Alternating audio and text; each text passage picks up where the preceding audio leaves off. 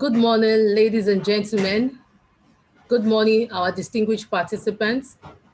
Good morning, our keynote speaker. Good morning, our special guests, our special guest speakers, and good morning, all our facilitators. On behalf of the management of FITC, I would like to welcome and the board of FITC, I would like to welcome each and every one of us to this important summit, where we'll be having an important conversation that identify with all businesses, enterprises, organizations, multinational, across nations and across the world. The world has moved away from traditional marketing, and what the world is talking about now is digital marketing. So if any organization wants to make sales, they need to be talking about digital marketing, acquiring the skills and acquiring the dynamics and expertise in this, and having knowledge about the dynamics of digital marketing. My name is Folashade Abiola. I'm the head of learning at FITC. I'll be co-anchoring this summit with the head of learning and development in FITC in person of Leke Oshiemi. Leke will be coming on screen very soon, and you'll be meeting him. So to save our time, because this is 11:05, I would like to go into introduction proper. And then I'll be sharing my slide at this moment. You're welcome, everyone. Just sit right and find your bed and ready for the conversation. Thank you.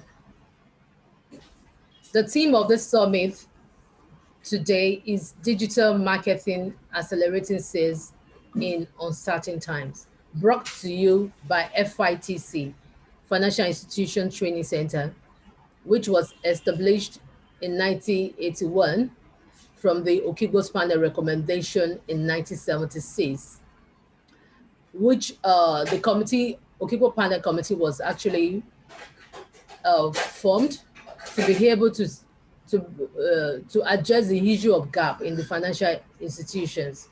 There was serious gap at that time, and this committee was set up to look into it. And they came with a recommendation that it's important to have a financial institution that build human capacity development in the financial services sector. FITC mandate has expanded over time, even from addressing the learning and development gap in the financial institution, and we have gone to even deliver our services to even non-financial services institutions. And that's why we'll be having participants from different industries and sectors within the economy. In FITC, what is our business? We have three focus areas for our business. Learning and development is number one, where we have open programs. We run open programs, and our open programs are divided into two, which we have on-site learning and virtual learning. Our on-site learning addresses people who want to come physically to attend our training program, and the virtual addresses those ones who want to join online. Actually, our on-site program is even hybrid. So you can choose to join virtual and you can choose to join online virtually. While our virtual learning program is strictly virtual. And at FITC Learning and Development, we have tailored learning solutions where we customize training programs to meet organization specific needs and design programs that meet their even industry needs. So at FITC Learning and Development, we organize Business Impact Summit series regularly, and even at least we have one each month. And that is why we are all here, Business Impact Summit series, where we bring people from different industries come together to have conversation around issues that are contemporary within the economy. And in FITC Learning and Development, we have another important product that addresses board leadership training. Our board leadership training focus on the board as it speaks for itself. And at the same time, we have executive education training program where we we organize training program, we design and develop learning program for senior executives, C-suites within organizations. And at the same time at FITC Learning, we have strategic collaborations where we have collaborate with reputable organizations to deliver learning solutions for our stakeholders.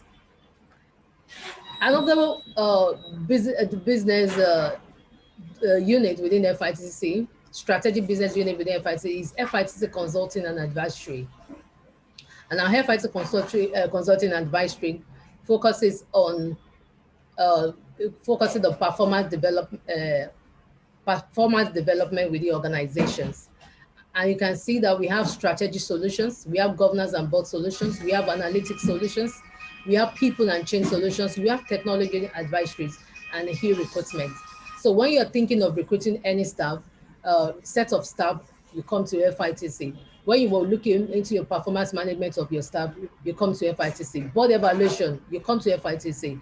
You want to have any strategic change, you come to FITC Consulting and Advisory. And another department within FITC is FITC Insights and Innovations, where our research advisory resides, where we make a lot of research activity, and we are into survey, we are into publications, we are into production of digital books, and we even have existing library where you can use either on-site or virtually. So this is what we do at FITC. So I'll quickly show you a video that speaks more than what I've just said about FITC. Just give me your 2 minutes to watch this video. Thank you.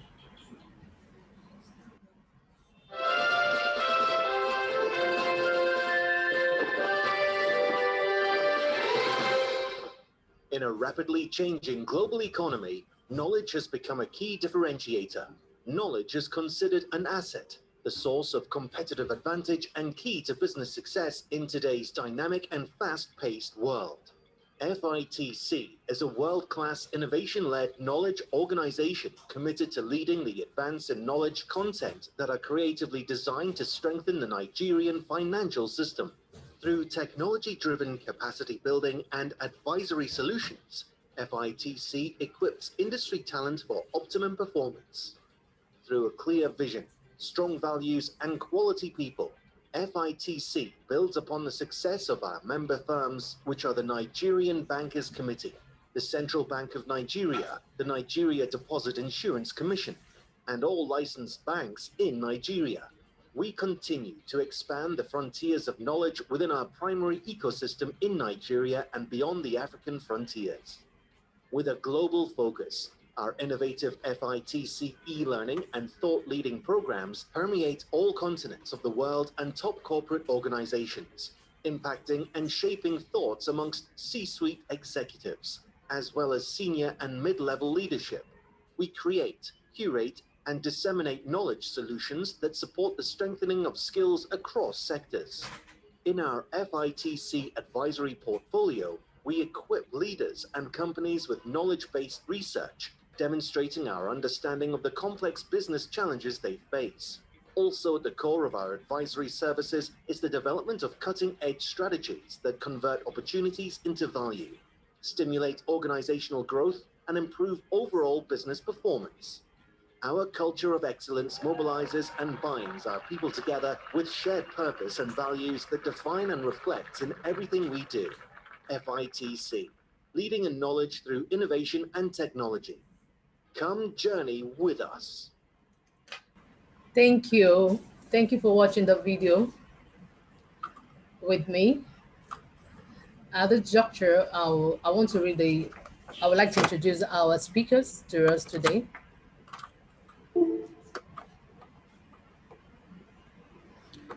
Yeah. So our keynote speaker, who is in the person of Mrs. Chisom Malize, is the Managing Director, Chief Executive Officer of Financial Institution Training Center, FITC.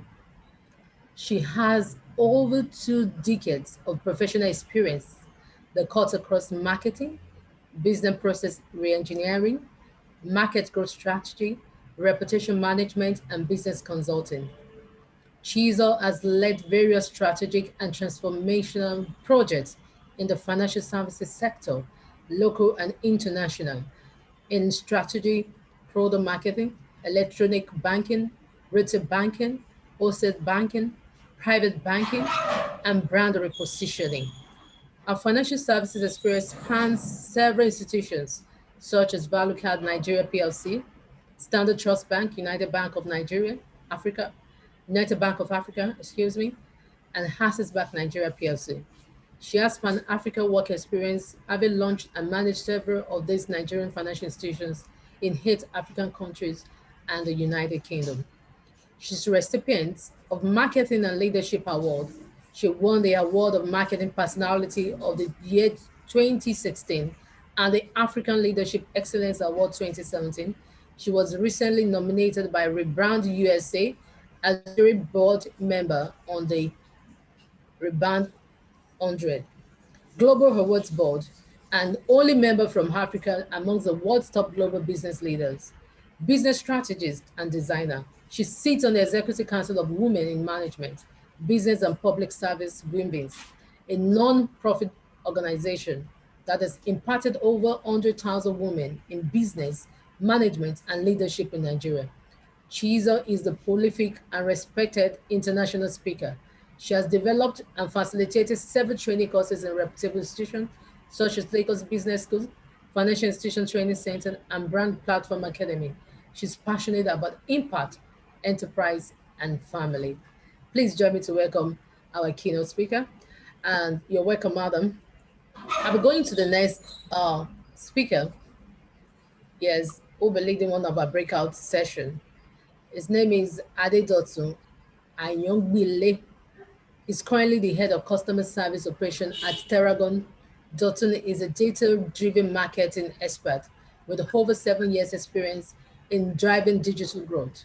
He managed hundreds of high-impact marketing companies across Nigeria, Kenya, Ghana, and South Africa, working with global media and data supply partners.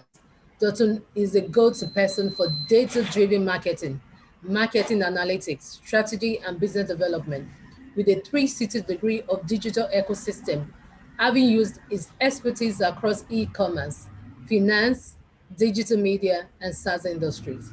You are welcome, Adedoto Ayegbele. I'll be introducing our next speakers because we have a whole lot of them for us today who will be sharing their wealth of experience with us.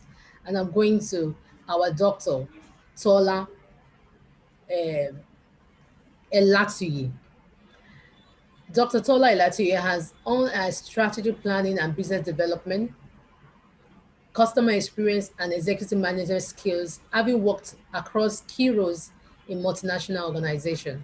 She currently serves as the head of marketing Sub-Sahara Africa for Pladis Global, with senior management experience across the financial and manufacturing sectors within West, East Africa, and Middle East.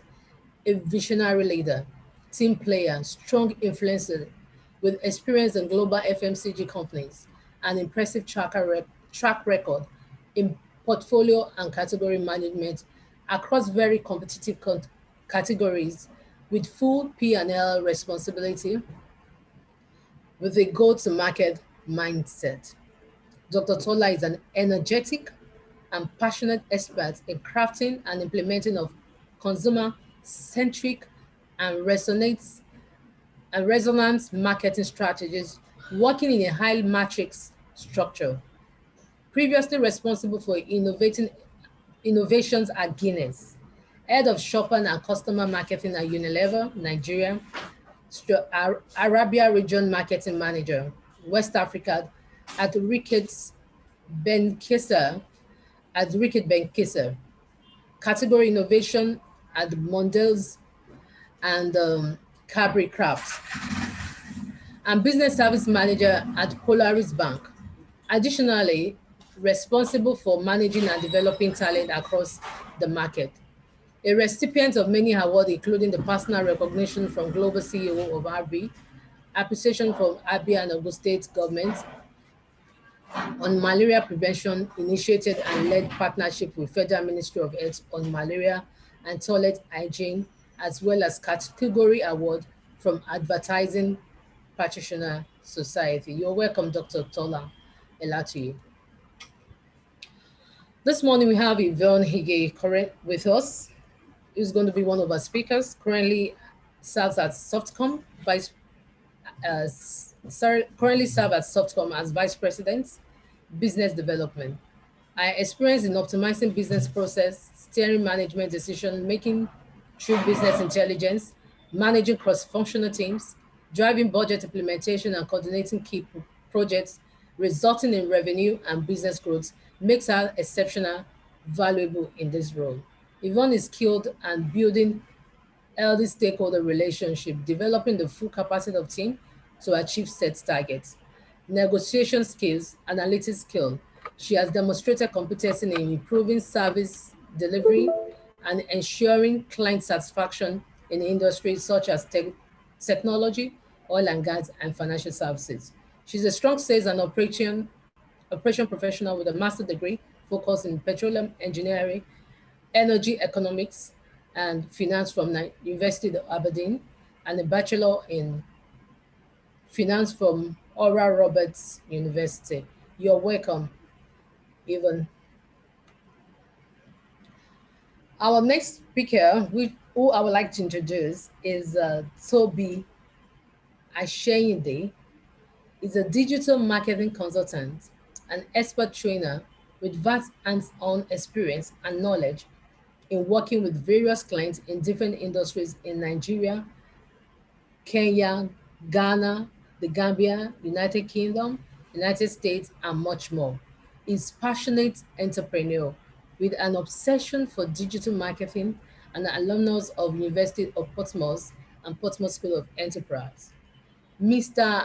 Ashende is the founder of three high growth companies: the Digital Marketing Scale Institute, Marketing Giants, and Find Digital Tools. You can see that we have a very experienced facilitator here this morning. He is Digital Communication Advisor of Nigeria American Chamber of Commerce and Nigeria British Chamber of Commerce.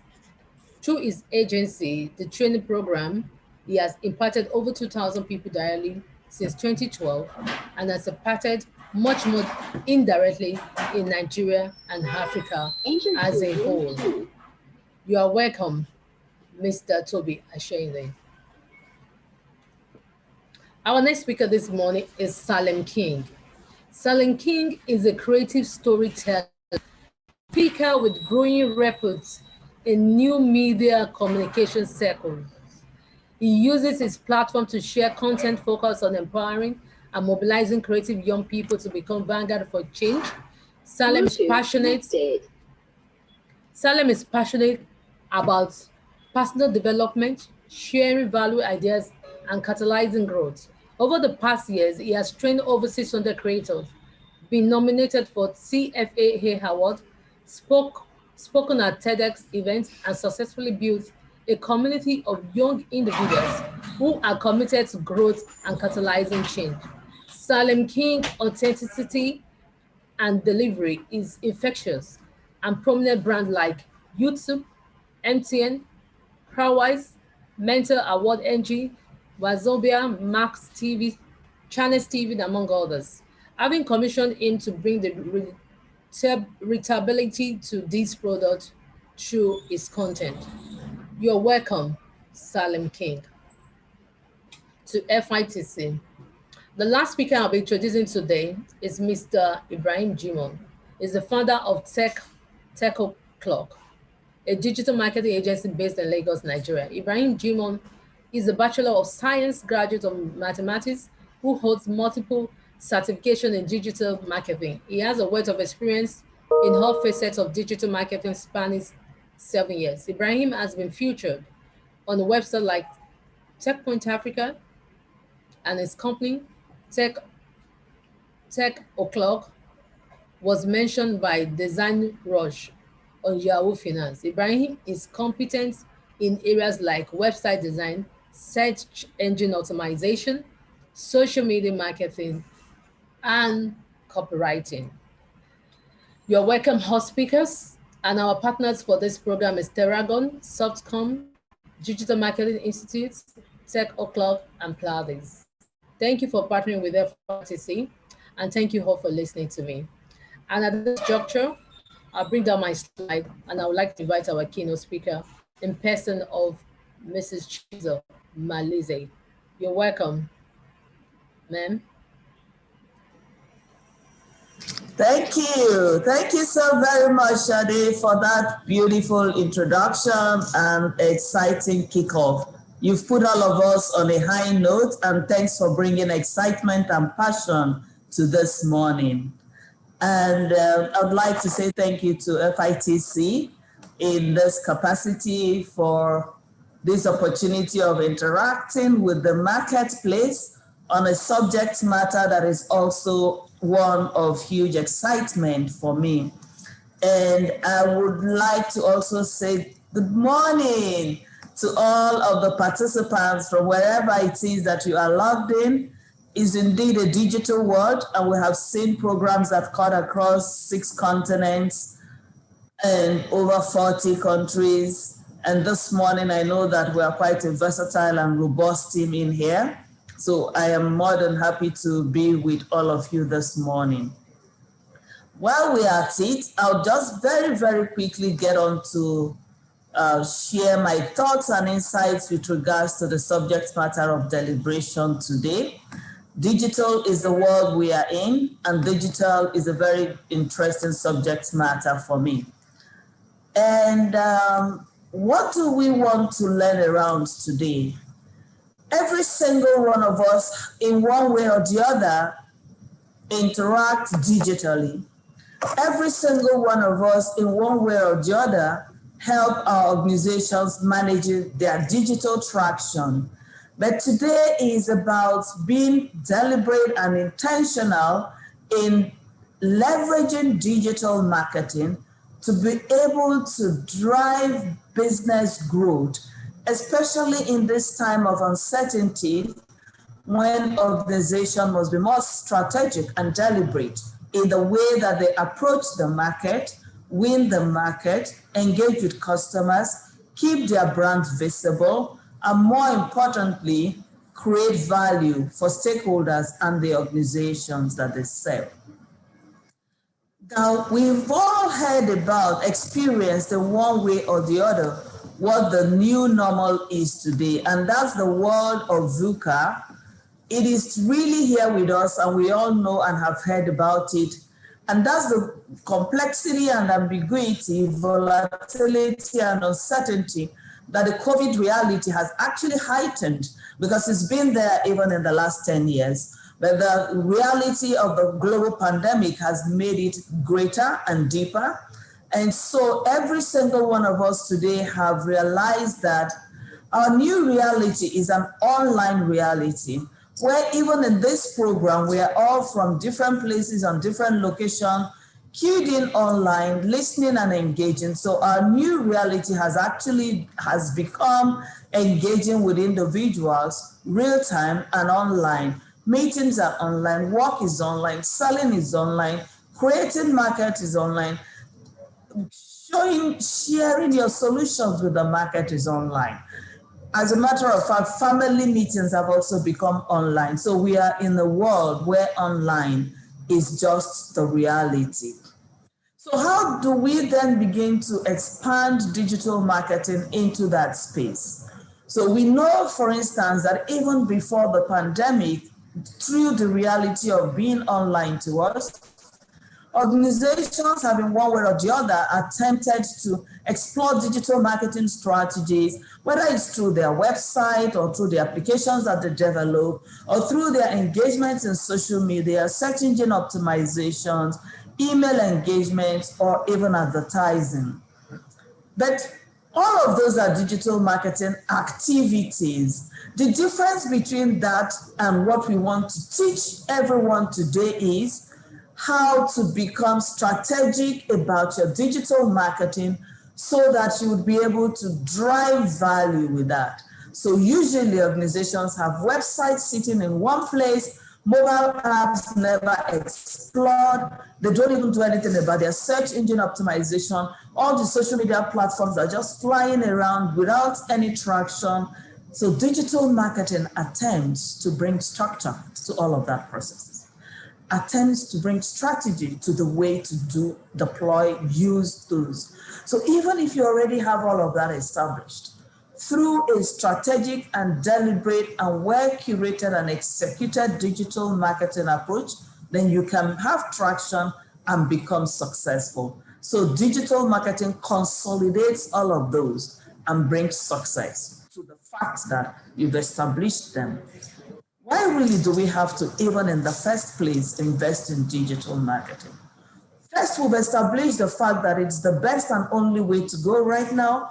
Having seen that the world is online, our customers are online, our businesses are online, our competitors are online, our own business is online. And when I say our, I'm talking about all of us in this meeting right now, every single one of us. So why then is it important for us to begin to take digital marketing very seriously? It helps for marketing effectiveness. It helps you to be very precise about the way that you target your market. So it helps you to be able to say, if I want to reach 1,000 top quality professionals, should I pull them out of LinkedIn, for instance? Because if I put it on Facebook, they probably are lost.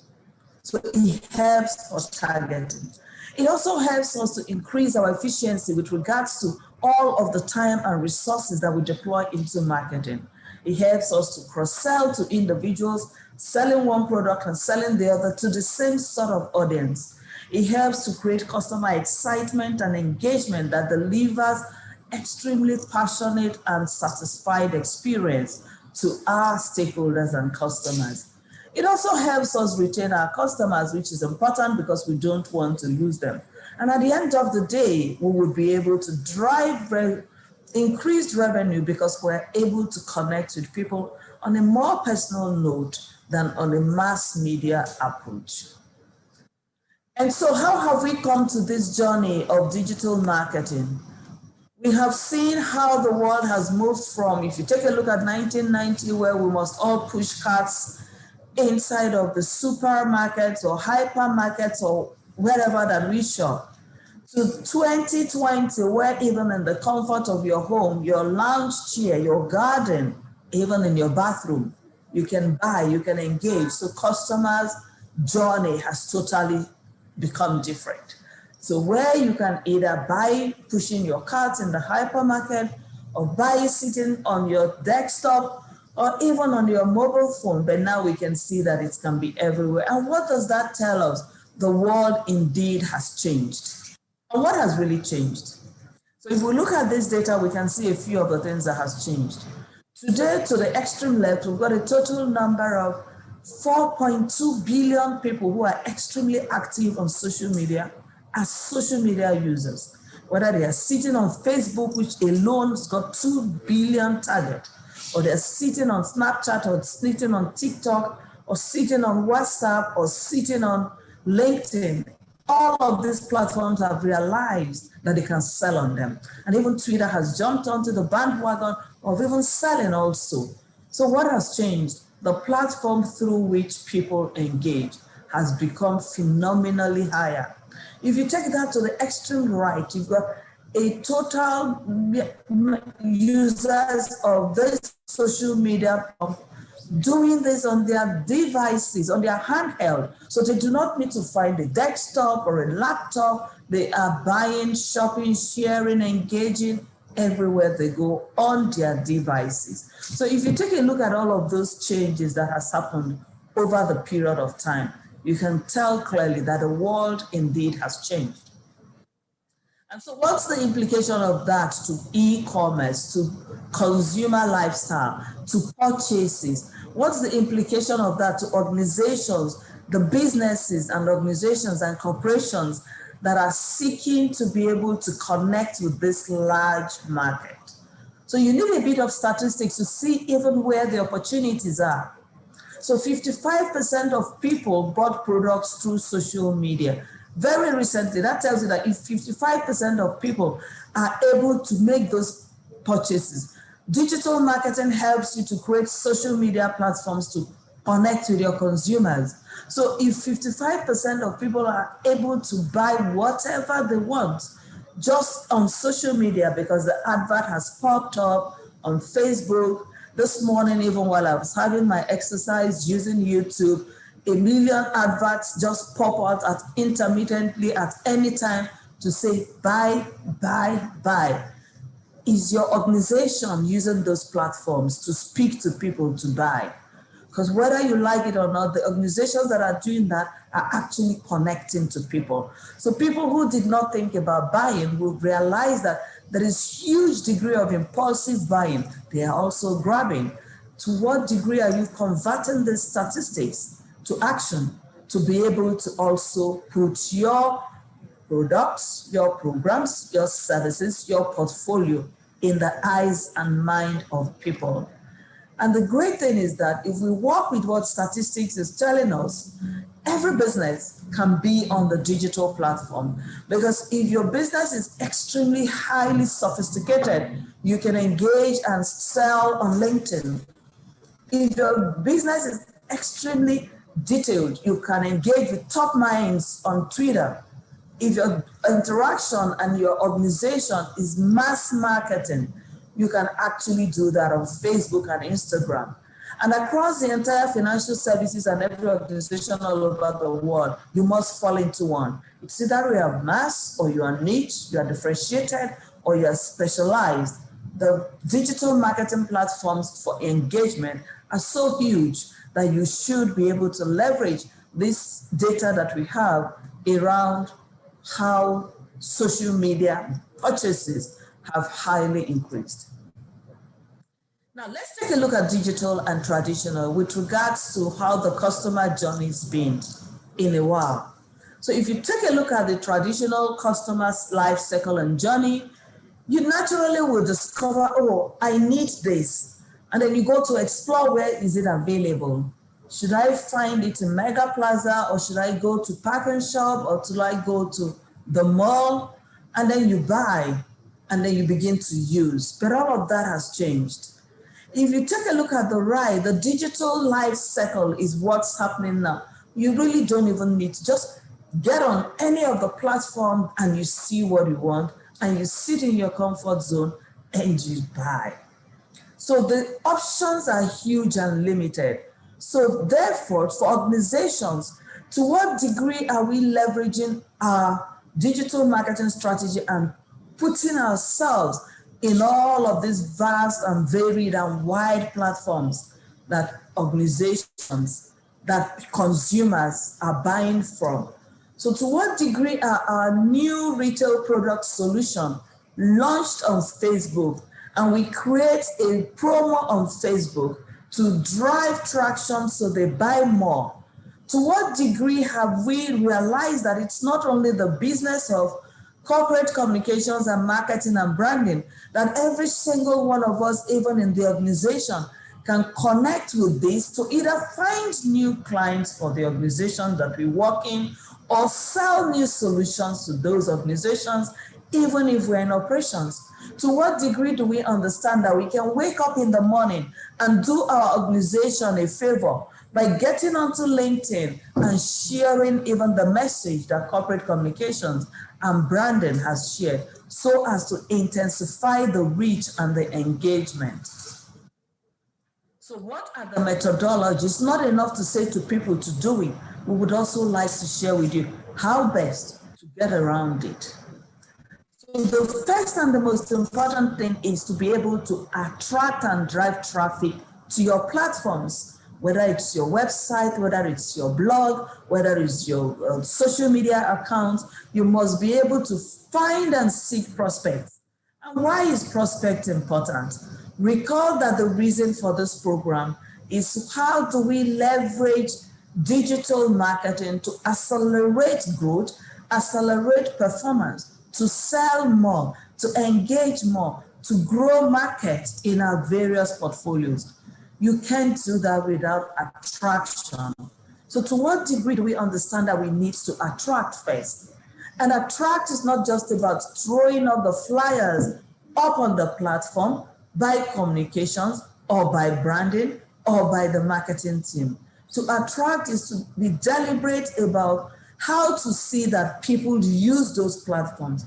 So some organizations, besides throwing those open, institute a competition, click and win, share and win.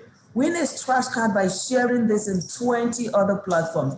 You are not only attracting your first level of potentials, you are also being able to use them to also reach their own potential, because the web and the network of webs and people all around are available to you to the degree which you are deliberate about the connection.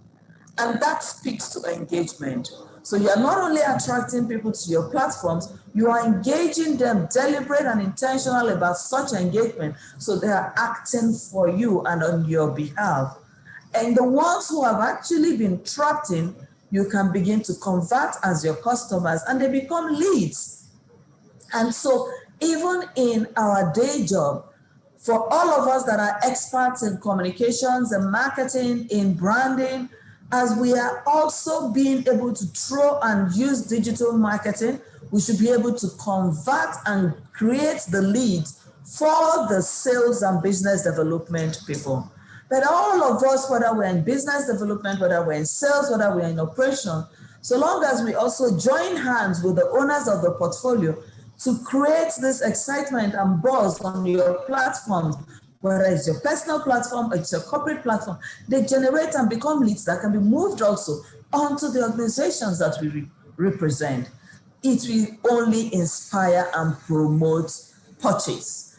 And that's where we are creating value, by finding new customers, by finding new people who will buy our products and our services. So if that new accounting solution, savings account, has been launched, don't look away that the organization that have launched it is Zenith Bank and the people responsible is in corporate communications. No, your role is to be able to drive that communication.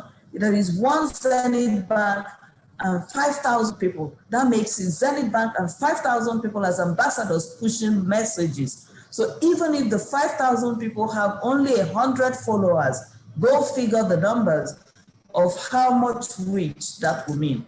And if we own the role and responsibility to not just deploy the material, get back to see what traction you've been able to create, so that you can use that opportunity to help the sales and business development team to point out to where there are opportunities. And that's lead generation, as well as building ambassadors.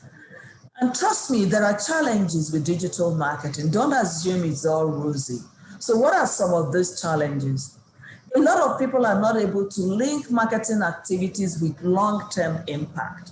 So the first thing that hits them is, wow, we're really going to be spending 500,000 naira on this campaign just on digital? I thought that Facebook is free.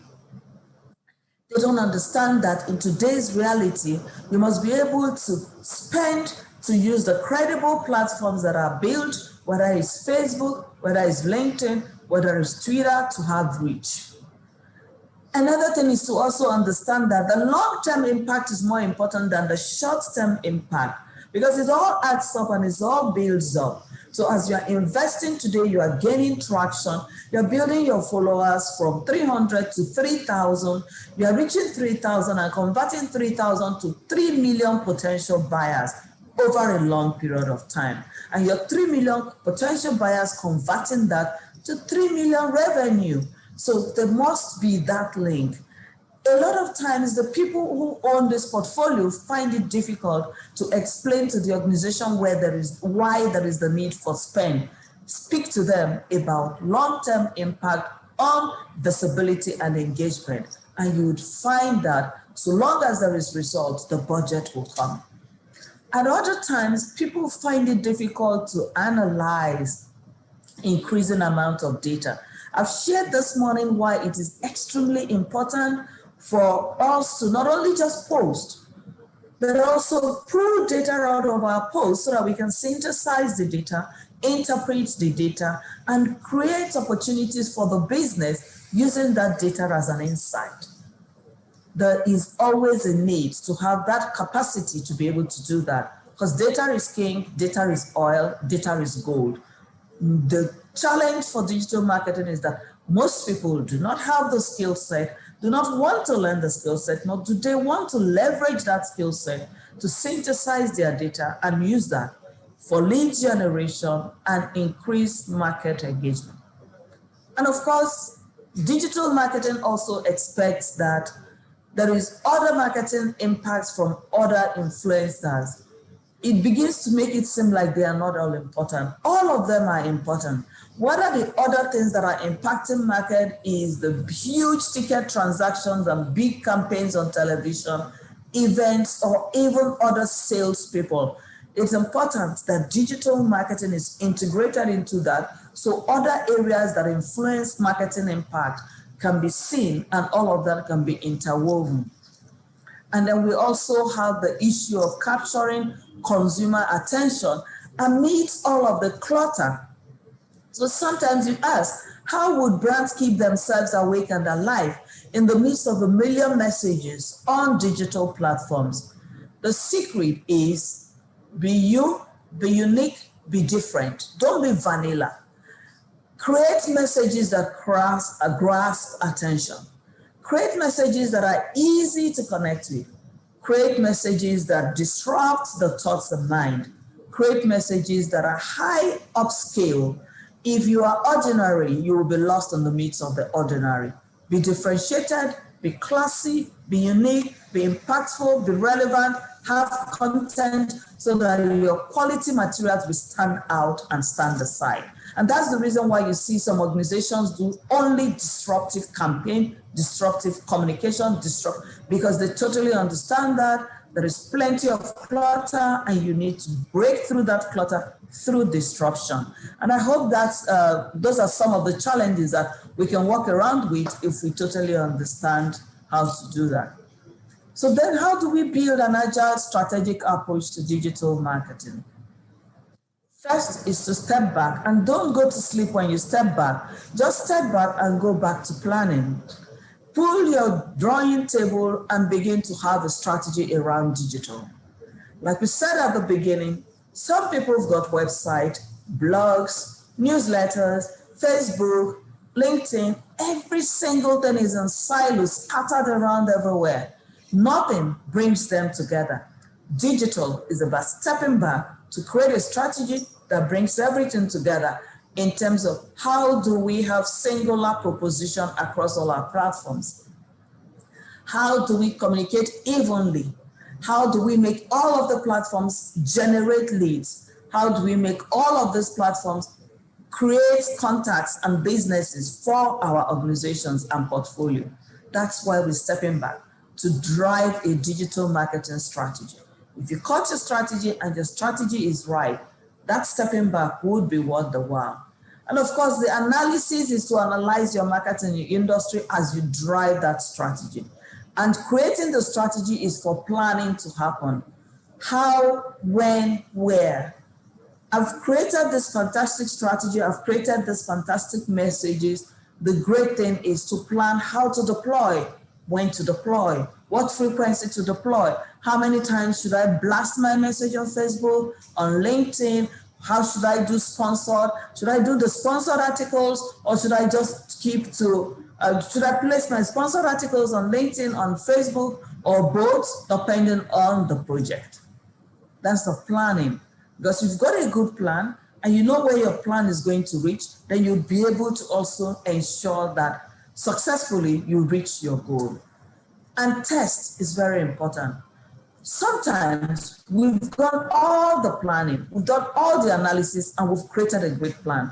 How do we test that to see that it works? Please do not dump all of your content and communications and messages on social media and walk away. On digital platforms, you need to test to see that they are really working.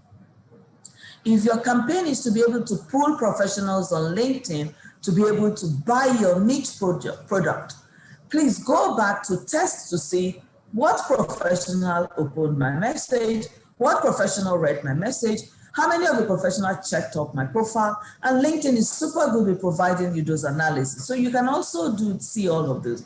Analytics is the only way to test to see if what you have, if what you are working towards is aligned to your goals. And the great thing is every digital marketing platform today have great analytics. So the analytic tools that you can get, whether it's from Instagram or from Facebook or from your LinkedIn, will help you at every point in time to see how you've performed and to see if the marketing return on investment is worth the while. So because you've done a tiny little pilot and tested and you've seen that you're doing well, implement and roll out with audacity and confidence. And do not say everybody is on that platform. Everybody is on that. Get on the platform. It's never too much. Facebook wasn't 2 billion when they started, but now many more have seen value. Today, LinkedIn is where all professionals are. If you really want serious stuff and engagement, be on LinkedIn. You read articles, you get learning, you connect with great people, you learn new things. So do not be intimidated by the sheer size of it. Add yourself to the pool and be like other people. So why do we want to begin to look at this and achieve success with it? So we spoke around the need for you to look again into your business and take note of what works for your portfolio, what works for your operations, what sort of digital channel do you need based on your peculiarity? Do you want to leverage email marketing, website engagement, online advertising? What is the kind of digital assets you have created? Look at all of them again and ask yourself, which is actually giving you traction? You need to do that. And then also be very, very curious to see what others are doing. Everyone's got a competitor and all of your competitors are doing great things on those platforms. See who's got something great going for them and borrow from them so you can do that confidently. We spoke also about the need to analyze your data. We can't overemphasize that. From your web usage to your online advertising and social media, do your analysis and know where you also have strength and opportunity. We also have spoken also about the fact that all the platforms from your search engine optimization to your social media content, creating perceptions, you need to be very meticulous about that to see that you are performing well online. People don't know how important that the search engine optimizations are. If you set yourself appropriately, you will find out that you would always be the first that comes top in your industry. So do a quick search right now for your organization and ask yourself, even as we are here, just put the name of your organization under Google and you see how many other names around that come tops. If you are Access Bank, to what degree does Access Bank come tops? Or would, in your search engine optimization, would you begin to see not the bank, but Access Online, Access Tuition, Access Education, and all of that? That tells you something. Whatever it is that you are representing, and even yourself as an individual, because you've got to get it right with yourself before you get it right with other people. What digital prints have you created for yourself? If you don't do it right for yourself, you can't do it for your organization. If you just drop your name right now on Google, what sort of digital collateral and digital footprints have you built? And please don't say you came up on Facebook and you came up on Instagram. Everyone under the sun, under the sky, who's got those accounts coming. Create content yourself that you can place online, whether they are interviews or blogs or articles that you publish, and you can begin to see greater digital footprint for yourself. So if you are Ivan King, to what degree do I look for you and I find you as Ivan King there? If there is no strategic attempt to put anything, it will not happen. And when people do not see you, they do not know you. And I would share an experience, because the fact is, if we understand how important this is and we're doing it for ourselves, then we will definitely do it for our organization. Some time ago, when I won my first international global award in the world so far, I got a call from an organization in New York and said that I won an award. They would like me to be in New York so that it can be presented, and that award also comes with a board appointment, so I get on the board. And after all of the 10 minutes of discussions explaining to me what this is about and how I got to that point, the question that I asked was, please, how did you find me? And the answer that I got was, we found you on Twitter. I said, how did you find me on Twitter? And I was told that I've done a lot of projects with Coca-Cola, BMW, Range Rover. All of these are global brands. And every single time I speak about my projects, I tweet about my projects. And from Twitter, they found out that I've done formidable work with global brands. And because they were searching to be able to put a female African on the board, I was one of the people that came on. Still on Twitter, directed them to all of the work, just because I've created fantastic properties and stories and collateral. They found the global brands and they connected with Coca-Cola to say, do you know this personality and can you endorse her for this award and for this board appointment? And because I also have a good record, Coca-Cola said yes. Truth is, all of this was for 2 years and I did not know. Nobody spoke to me until they were very happy. So all I asked is, how did you find me? And finding me was a journey of 2 years. And so this is me sitting on the board of a company in New York that I did not know existed, but I did not know what they were doing until that. So imagine how much more we can do for the organizations that we work in if we can all be very creative about using digital marketing to give our organization visibility and growth. But to do that successfully, we must be able to do that for our personal self.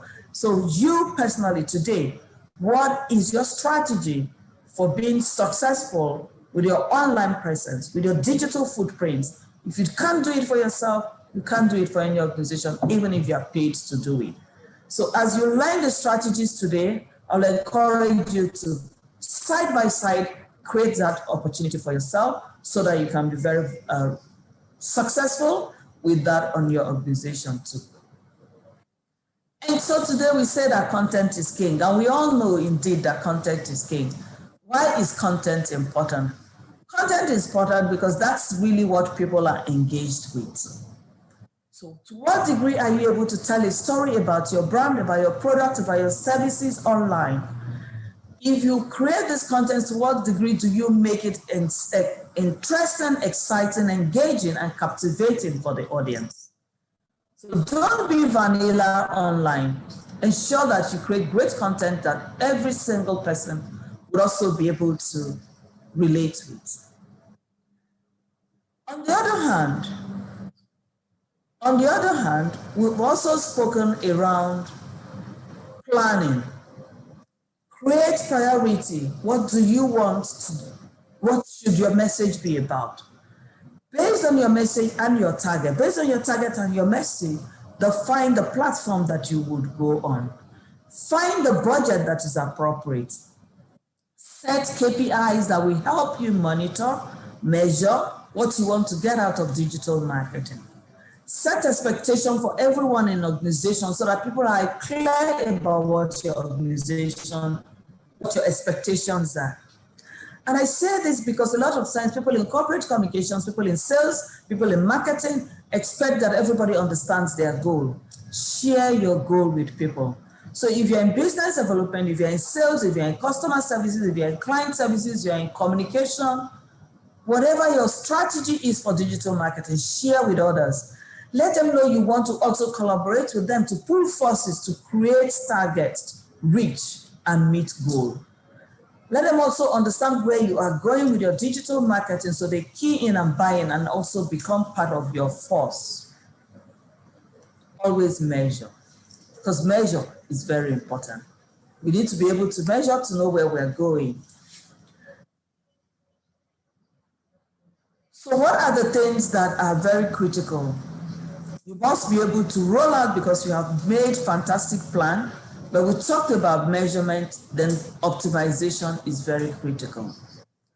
In all of this, at the end of the day, the reason that you are making investments in digital marketing is to be able to create business growth.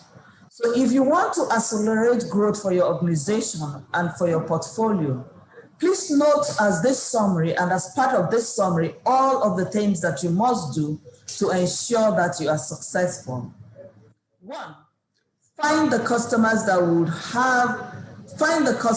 you'd never ever have met before, and see that you engage with them through search engine optimization. What does that mean? Create a strategy for search engine optimization that you are always the first everybody gets to know when they need to research. If you don't have that as an organization, you'll definitely be losing a lot of people. And then understand what your channels are, utilize the tools that are critical, provide value, personalize your brand, establish presence online, but most importantly, incorporate your social media to both your current customers and your prospective customers. When you follow all of this approach, it will help you achieve results and achieve your goal. And so that summarizes all that you need to know. And on this note, I would say thank you for listening. And I know that a great number of people today who would also be here will teach you more about the nitty-gritty and how to be successful about it. But the biggest message is, let it start with you as you help your organization be successful.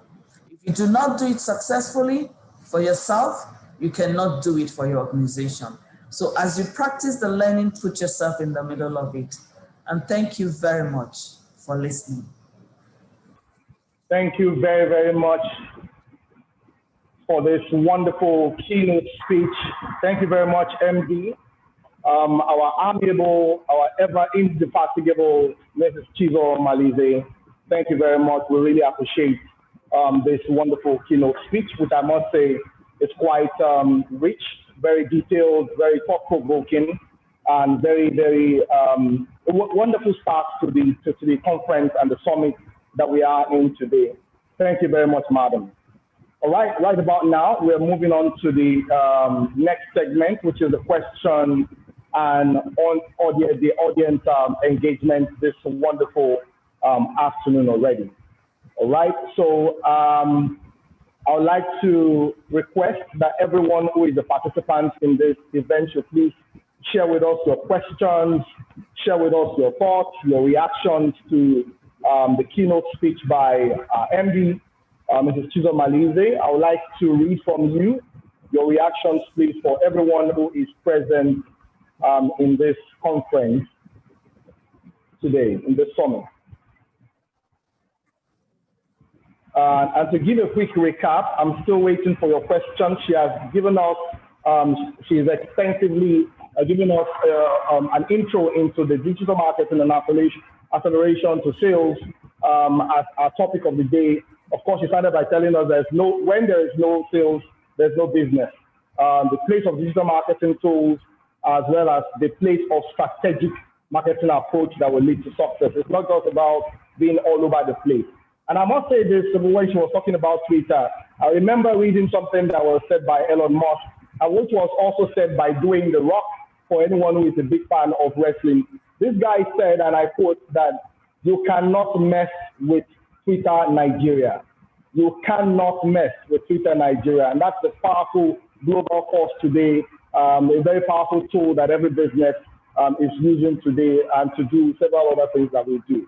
Of course, we all know that 55% of people bought products through social media, like she said, and she also told us about data mining for decision making in business, as well as not being ordinary. And then that also reminds me of what was said by Seth Godin, one of the fathers, the modern fathers of marketing, when he said he talked about the purple cow principle and the fact that it's very, very important for us to be unique, for us not to be ordinary, for us to come to the marketplace with new innovations, new ideas, be special.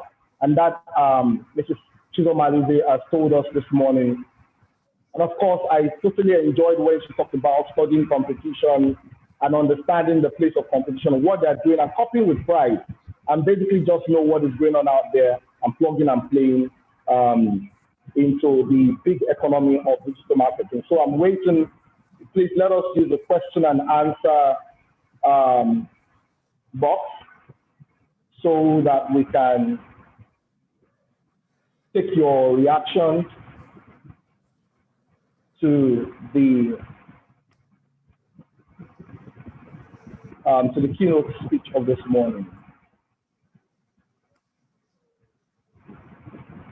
All right, while we're waiting for the questions, Madam, there's a thought that crossed my mind while your presentation was going on, while we were waiting for questions, and I wondered, why is it that some organizations are not able to put together all of the strategy? Because again, it seems as if organizations are working at cross purpose, because I've listened to a friend of mine talking about their digital marketing strategy. Everybody is doing what they want to do in their department. Somebody's posting this, somebody's posting that, but they've not been able to sit down for everyone to come together and say, all right, this is the plan, this is the program, this is the strategy, this is what our organization is about, this is the story we want to tell, and they are not able to tell a coherent story. Why do businesses act or behave in this manner? So first of all, it starts with lack of strategy, lack of ownership. If there is strategy and a blueprint and a plan, somebody would own it. And whoever owns it runs it. So if every single person is doing the same thing and there is no plan around it, then it's going to be totally disorganized. So progressive and organizations that are dynamic will not only have a digital marketing strategy that defines what they would do, how they would do it, what platforms they would use, what platforms they would engage. They would have individuals within the organization who have the role. Every other person is just a support and an ambassador that is helping to share what centrally the owners of the role are sharing. No one in any organization has the right to design or post on the communication around an organization that if they do not own the role. They can only do that if the owners of the role are using the content that is designed, approved, and planned for, and then they can reshare. So it's lack of strategy and there's lack of ownership of the role. Thank you very much, Madam. And it's about time we're moving on to the next segment before we have our next speaker. My name is Leke Oshiemi, and I'm the Head of Learning and Development for FITC. Thank you very much, Madam. We've had a wonderful, beautiful start today. And right about now, I will invite Folashade to lead us to the next section. Thank you very much, ma'am. Thank you. Thank you. Thank you, Ahandi, for that wonderful, but that very robust keynote speech. Thank you so much. I really enjoyed every part of it. And very insightful. So thank you, Madam. And thank you, Leke. We'll be moving to our first speaker of the day, for the day, in person of Favor Okoro, who is representing Yvonne Ige. Favor Okoro is a product marketing manager for Softcom, and she'll be sharing her wealth of experience in product marketing, and she'll be talking on creating digital customer experience, developing and optimizing your digital customer experience in 2021. Thank you, Favor. You're welcome. Hi, good morning, Folashade. Thanks for that introduction. Thank you, Madam, for that very powerful keynote. I listened to it and I'm like, this is amazing. I think it covered everything we're going to do here today. So we're just going to maybe put a little more details in some aspects. All right. Good afternoon, everyone. Very good afternoon. I'm Favor, as was introduced, and I'm going to be taking you through the customer experience. Right. So as was discussed, digital marketing is relevant to succeeding in today's business, because in order to succeed at a business, you need to be where your customers are. And if there's something that COVID-19 has taught us, is that our customers are online. So Now you've learned that you need to be online, you need to be found first when your customers search for you. You need to build a relevant reputation for your brand and for yourself on Twitter and all the social spaces where people can have an impression of you, right? So now how do you convert this visibility into a profitable experience for your customers? And as I'd like to say that we are all customers of business, right? Like you buy something from someone, you're a customer. So you know what it means when you're having terrible experience, right? You know what it means when you go on a website, you're trying to buy a product, and you don't even understand where to navigate. You don't know, if I want to speak to someone in customer service, I can't find the chatbot button. I send a message online. You know, there's something my colleague says that website is where conversations die, right? I send a message to say, hi, can you help me with this? I can be there forever. Nobody responds, you know. So how do you convert? Now you have been found, right? You have created a website. You have a social media presence. How do you ensure that the people who visit your pages, how do you ensure that they have a good experience? How do you ensure that you don't just sell to them, you turn them into fans of the business, you turn them into brand advocates, right? And that's what we're going to be explaining. So what is a customer experience? So a customer experience is defined by all the interactions that a customer has with your business today, yesterday, tomorrow, and also with your competitors. And I highlighted that part because sometimes we tend to forget that, right? So for example, you are the owner of, let's say, a cake business, right? And your competitor could also influence the customer experience for your customers. What do I mean by this? Now, a customer satisfaction, right, is dependent on their expectation. If I expect that I am supposed to get a delivery of a product in 2 hours, if I get that delivery in 3 hours, it is a bad experience for me, right? But you would look at it that, 3 hours is a very good time to, to deliver a product. Why do I feel bad about it? It's because I had expected 2 hours. And maybe that expectation it has been built by my experience with another brand. Maybe yesterday I ordered for a chair and I got that chair in 2 hours. And I expect that if I'm ordering for a cake from you, which is a bit closer, I should be getting it in that 2 hours. So a customer's experience can be informed by not just your communications, it can also be informed by the industry, it can also be informed by the present market experience, can also be informed by your competitors. So this is where you need to be aware. You need to be aware of what is the customer, what is the market saying right now, what are my competitors doing, how are other people buying other things, right? Aside what I'm selling, right? So now if we're bringing it down to your digital customer experience, now the digital is every interaction your customer has with you on an online platform. It could be on your website, it could be on your mobile app, it could also be on your social media content. For example, you have a website, I go on the website and it takes me 5 minutes to click to the website to come up. So like the website speed is slow or the images are not coming out. That is already a terrible experience because I expect it to be fast. I expect it to be easy. People do not spend more than a minute on a website, right? That's like the average for a website. Even a minute is long. So you're running a campaign on Google Ads, right, for your website, and I go on it, and it takes me to a page that is completely different from the campaign that you're running, right? Let's say you sell clothes, and you're running a website for shoes, and I click on that link because I saw your ad. You're running an ad for shoes. I click on that link, and it takes me to your homepage where I can't even find shoes. Or it takes me to a page where I can find clothes. That is a terrible experience already. So in terms of building a digital experience, you need to anticipate your customer's journey. What do you want to say to them and how easy, in the shortest time possible, can you communicate their messages, right? So if you're building a customer experience, you want to focus on their expectations, right? You can focus on their expectation by how other people or how the economy itself has built an experience. Post COVID-19, everybody expects that a business has a website.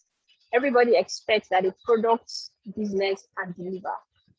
Everybody expects that a product who can serve on an app is already has an app or is building an app. So those are the customer's expectations. And then your experience should inform that, right? And then so your focus on the customer experience can help you improve sales, can help you improve loyalty. If I go on your page, I like what I see. The person who's there engages me, lets me know what I'm supposed to do. They support my questions, answer to my complaints. They build some sort of loyalty, right? There's this saying that it is only customers who are interested in your business that complain about it, right? It is the easiest thing to do is to just move on. And that's what 70% of people do. So that 30% that complains are actually interested in your business.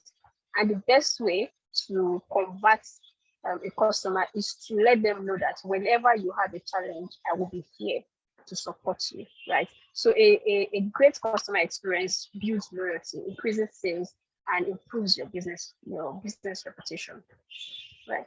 So so now there is a link between the expectation and the experience, like I just mentioned, right? So it is more than what you say.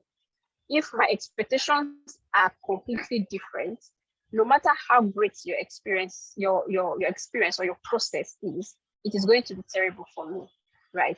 So you need to sort of anticipate that, right? I think I've already mentioned that a customer's experience with your competitor can affect their perception of the experience that they have with you. Even if you delivered in 2 minutes, if 2 days ago I had I consulted your competitor and they delivered in a minute, I am going to perceive your experience as terrible, right? But then, of course, you'll be asking, how do I know what my competitors are doing? You don't really need to be focused about that, but be more obsessed with your customers, right? So even if I can't deliver in a minute and I deliver in 2 minutes, what's going to differentiate me? What's the quality of my products, right? What's the quality of my support? What's the quality of the process? How easy is it to order for me? How easy is it to deliver? How easy is it to lay a complaint? How do you follow up with me even after the purchase? So there are a lot of touch points that you can use in order to improve your customer experience, right? So just like expectations changes, right? For example, at a point, having a mobile phone with a camera was amazing. It was a good thing. It meant that you had money or you had a good phone. Right now, having a phone without a camera is not expected. Like, I don't expect that my phone would not have a camera. Right now, the expectation is, can my phone have 5 cameras? Can it do what the normal camera can do? Can I decide not to buy like a Canon camera because I have a mobile phone? So the expectations have moved, right? Before, having a radio system in the car was awesome. Right now, having a car without a stereo is crazy, right? So the expectations changes, and what used to be awesome before might be basic today, right? Maybe delivery might have been awesome, right? It might be your USP to say, oh, we don't just have a store, we deliver. Right now, it is basic. If you do not deliver, you are out of business, right? So you need to understand how the expectations are changing and how the economy or growth is influencing those changes, right? So your wow factor of yesterday could be very basic today. So you need to continuously improve your products. You need to continuously improve your process. You need to continuously provide room to actually wow your customers, right? So I'm just going to give some touch points for a digital experience, right? So the touch points in a business is not only at the points where they buy products, right? And the touch points could even be, it could happen a long time before they contact you. I think, like our speaker said, for about 2 years or so, they had been researching on her before they even contacted her to join the board. And it's the same thing for a business, right? I could have heard of you from a friend or a colleague. I could have seen your poster on the road. I could have seen your adverts on TV. I have not even contacted you, but I'm already having an experience with you, right? So there's the pre-purchase experience there's the purchase experience, there's the post-purchase experience. And in each of these touch points, you want to ensure that you are emphasizing your brand promise. When you're putting a poster on an ad online, or you are leveraging on a website, you want to ensure that wherever you are found, it reflects on your reputation. What do I mean by that?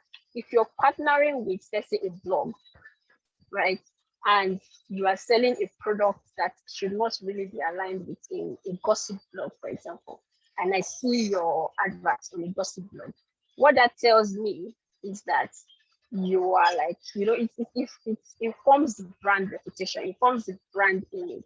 So even from the point where you have no interaction with the customer, you want to ensure that the experience you are communicating is reflecting your brand message, right? So your website is one of the channels. It has to be simple, it has to be basic. It has, when we have moved past the era of a static website where nothing is moving, I just look and look, there's a lot of content, a lot of stories. We have moved past that to catching phrases, to amazing pictures, to a simple, seamless website.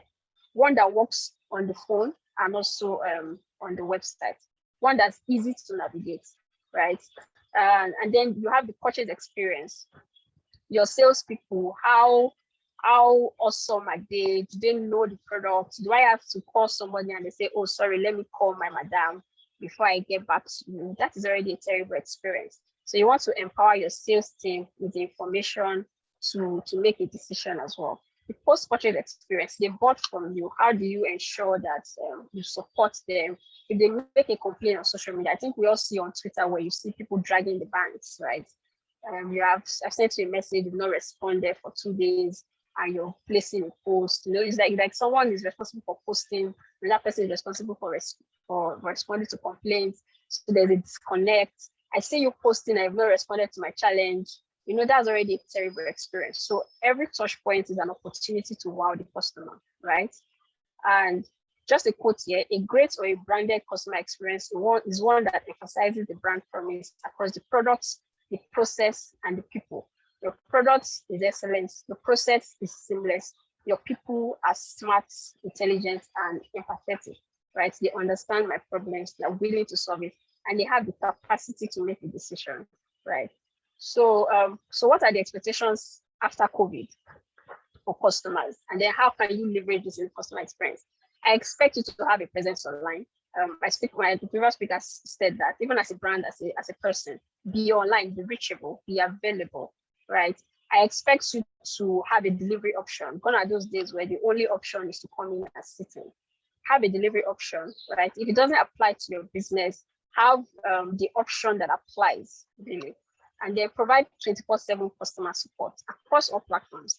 I see businesses leveraging on WhatsApp now, and that's awesome because most people are comfortable using WhatsApp than going on a website to drop a message without knowing if someone can respond. So have a customer support that is omnichannel. I can get it on the website, I can get it on your social media, I can get it on WhatsApp, I can even get it via a call, right? So it is all around. And then improve your delivery time for businesses that this is involved in. So improve your delivery time, have an industry standard. If possible, wow your customers, right? So why do you need to do this? Companies who do this are able to retain their customers, right? We see that 89% of them have a chance of retaining their customers, and against the companies who are not deliberate about their customer experience, right? So we know that it is easier to get or to retain a customer than to get a new customer. It will cost you more than 80% to acquire new customers. So the cheapest thing for your business really is to keep customers and wow them, right? So yeah, these are some of the benefits of building a great customer experience. It will reduce your churn. For a digital space, you could say it will reduce your bounce rate. People come on your website and they see relevant content. They find it easy to navigate. They do not just bounce off, right? So you can go on your website. If you're having a bounce rate of 50%, then you're having a terrible customer experience. Figure out how to improve it, right? It might be that your mobile website is not as interactive. Optimize for mobile because we are all on our mobile phone, right? So it will boost your client satisfaction. A satisfied customer is your best marketing professional, right? It is your best marketer. If I am satisfied with something, I want my brothers, my sisters, anybody that wants something to do with that, I tell them, and that's free marketing for you. So a satisfied customer is your biggest strategy. Focus on satisfying your customers. And then increase lifetime value. You don't want customers who come today, buy, and never return, right? The more they stay with you, the more value you can generate from them, the more revenue you get, and the less cost you spend. So how do you create this excellent digital customer experience? Empower your team to solve problems, right? So I've seen situations where the company is having a marketing campaign and the customer teams, they are not aware of it. So you call and say, oh, I see that your company is having a bonus. I want to buy a product. And the customer team is saying, oh, I'm not aware of that bonus. We don't have a bonus, sir, right? And then they call you back and say, oh, sorry, sir, we are having this bonus. So there should be a lot of communications in your business, and then empower your customer team, empower your customer facing team, whether it be sales or customer support, because at the end of the day, these people would create a perception of your brand, right? And then appreciate and answer customer complaints, right? I think I had a personal experience recently. I made a complaint and they deleted the complaint from the post. I was so angry about it. Like, why are you deleting this from the post? You don't want others to see it, and you don't want to resolve the issue. You're not going to respond to me. What that tells me is my opinion or my pain do not matter to you. Like, you're not here for me. You just want to keep a good face, right? So understand that the people who complain, the people who provide you feedback, are the people who actually care about your business, and they are your biggest strengths. I tell people that, no offense to those brands, but I would always use an Uber over a Bolt, and that's because if I have a challenge with Uber, I trust them to figure it out. I trust them to solve it. But for Bolt, I don't know. My money is gone and my time is gone, right? So that is a big strategy for businesses to focus. Now, build a website that is easy to navigate, easy to read, optimize for mobile, right? I'm managing 2 websites presently, and we see 90% of the visits are from a mobile phone. And then you see businesses whose website is awesome, and then you go on the mobile and you don't know where to go. It's slow, it's hanging. So optimize for mobile, build, focus on your customers. Really, if you're obsessed about your customers, every of the process would be improved in order to wow them, right?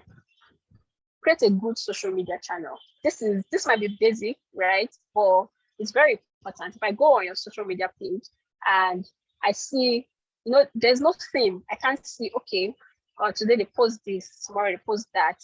I can't guess it. I don't like it. It looks all haphazard. It's just like someone just came today and said, oh, this is amazing, post it. Have a strategy for posting, have a strategy of the time, the pictures, the images. People are not on social media to buy, right? People are on social media to relax. People are on social media to have fun, to see nice things, to laugh, to forget about themselves, build a strategy online. Be very intentional about the things you do. It should not be haphazard. People can know when you're not really thinking about the things that you do. Improve and update your services regularly. What was awesome yesterday is basic today. You need to continually innovate, right? It is innovate or die. And you need to come up with the services, right? Or referrals or bonus or campaigns that can wow your customers and be found. I think that's like the most basic thing. Post-COVID, I want to find you on my phone, right? I think what people do is, if I want a plumber, I say plumber services near me. Can I find you when I do that? Where's your Google My Business? I think Google My Business is free, is cheap, is easy to increase your online presence, right? So when I'm searching tailor near me, be found. I'm searching chair store near me, be found, right? So be where your customers are. And then how do you measure it? Are you reachable? Is your channel flexible? Is it simple? Is it convenient? And is it personalized? Do you have a strategy for men, for women, for children? Do you have a strategy for 20-year-olds, 30-year-olds, 40-year-olds? Be very intentional about the experience that you create online, and you can improve your services. So I just say that the experiences in this reality should be emotionally connecting. It should be connected, it should be safe, it should be immersive. I should feel like you created this whole process for me. Your emails, your calls, your websites, your app, everything should feel like it was built for the customer. So thank you very much. I hope I didn't take too long. I think I stayed in time. Okay. Thank you so much, Favor Okoro, for that insightful presentation. So for organization, I think one of the key takeout for me is that we should be deliberate in our solutions, and we should put uh, customer experience in we should I think put customer experience as very key issue for us in every organization. And she talked about going extra mile. Don't be online when you have not even doing chatting, and when you have not addressed your customer need. So attend to your customer needs on time and make them feel good, make them feel that you have them as priority on your table. Thank you, and we'll still have you back on the Q&A session. We want participants to drop their question in the Q&A. Now we'll be having Dr. Tola Elatui to give a 20 minutes presentation. Then we're now going to take Q&A for Dr. Tola and Favor Okoro before we go to our breakout session. So we're going to have Dr. Lati on board now. You're welcome, Dr. Lati, for your session. And Dr. Lati, you'll be taking the topic on digital marketing, practical steps to increase e-commerce sales. So she's there to share a wealth of experience with us over the years. You're welcome, Dr. Thank you so much. Good afternoon, everyone. And it's been such an insightful session so far, and I can tell you I'm learning, yeah? So I think this session is very insightful. I've been learning, and I hope everybody else too has been learning, because I mean, it's always nice to be able to learn from other people, share experiences, share ideas. So I particularly like the keynote, the keynote address that was given was very detailed, it was insightful. In fact, I took a few notes, which I would also share with you and expand on. And then, of course, Favor also took something on customer experience. I will be sharing with you now practical steps to selling, yeah, to increasing e-commerce sales, you know. So basically, I'm trying to move to my next slide. Okay, so you know, we all say that everybody has moved online. We talked about the pandemic and we said everybody has moved online. People, you know, the brick and mortar store hasn't closed down, but a lot of businesses that you didn't think you will find online are now online. And why are we all online? The economic situation has forced us online. The pandemic has forced us online. Behaviors we didn't used to do before has necessitated that we begin to do new things. Additionally, we've learned to shop from home because, I mean, we were in the lockdown, everybody had to buy one thing or the other. So people who didn't have online sites had to create because they needed to sell. We were home. And so that first of all increased the advent of online selling, and everybody had to develop ways, systems, models of how they can first attract the customer, engage the customer, convert the customer, and of course inspire them to continue to come. Yeah. So getting income by selling is the ultimate goal. I mean, the last time I checked, they didn't open the store as an NGO. They wanted to sell.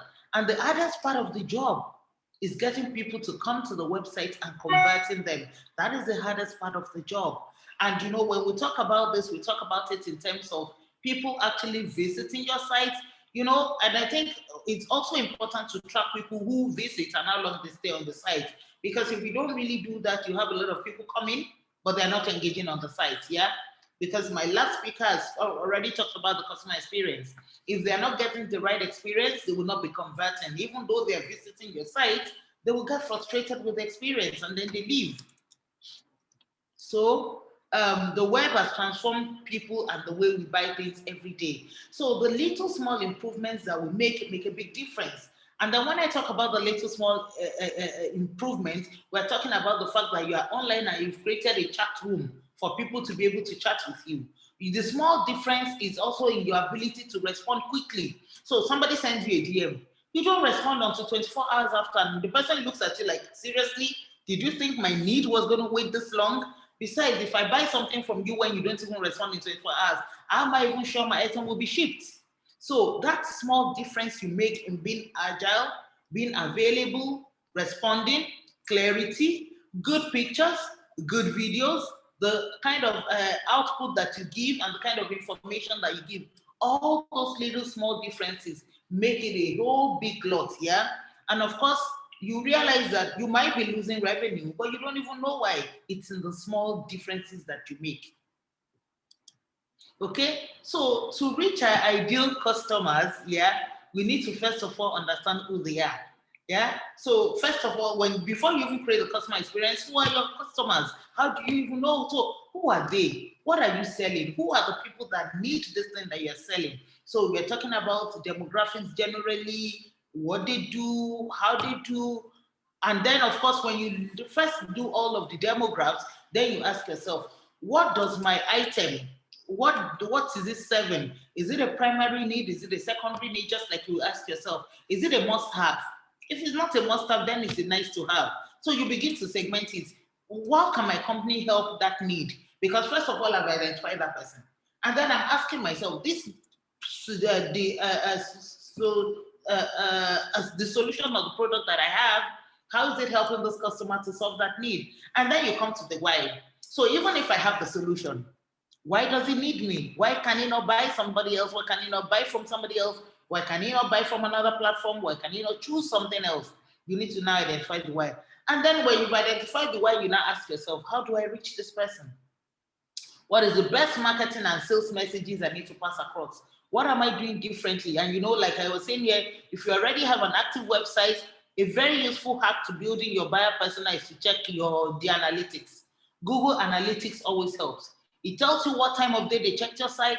It tells you who came there, male, female, even age band. All of those things are available to you. Okay, so when you check about the information about the people that come to your site, then you can reveal their main interests and user profiles. And then that way you are able to convert more. Yeah. So when we look at all these people now, we want to create and target detailed buyer personas. When you look at all those people, they're different in their own unique kind of way. Very different. Their shapes, their needs, their wants, when they consume, how they consume, what they consume, do they even mix?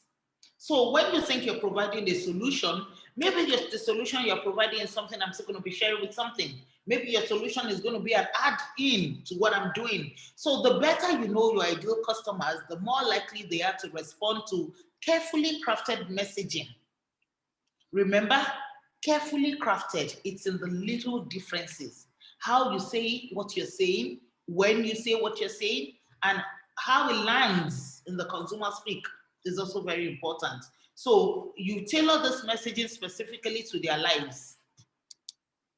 Now, when you digital, we begin to think of digital as the new storefronts. In the general trade, which we all know, we're very conversant with the market, the distributor, the wholesaler, whatever chain, the distribution chain we're used to, we're very conversant with it. No matter the age, no matter the gender, we're very conversant. But when you also think of online, the digital store, think of the digital store as such also. Think of it as such that think of it as a store that you've opened, and there's a banner in front of the store saying this is your name, which is where your web is. You are thinking of how you will place the products in the store, which is how the arrangement is on your web. Yeah, you're thinking of what kind of information you put there, because when you look at the store, you see some signages, you see some advertisements, you see some posters. All of this can also be done with like creating an online store. And I know that the other speakers after me will be getting into the details of digital analytics and engagement. Yeah. So tailor your services to suit your target customers. Tailor the adverts, tailor the things that you say. Let it reach directly to the target market.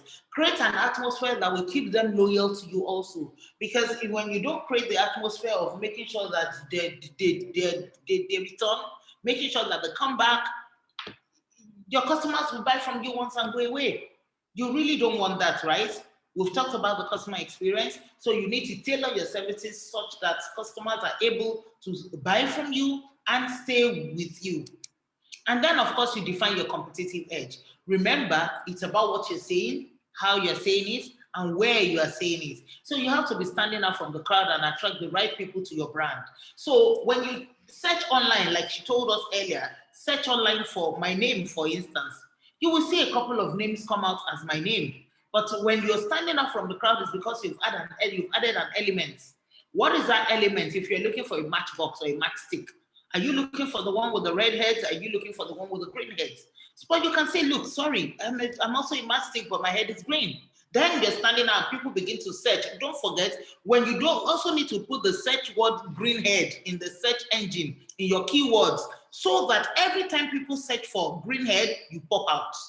Yeah? And then, of course, we talk about the competitive advantage, which is what makes it better, what makes it unique, and stands out in the customer's mind. All of these things enable you to be able to sell online. You cannot just open up a page and drop something there and go away. No, it can't work like that.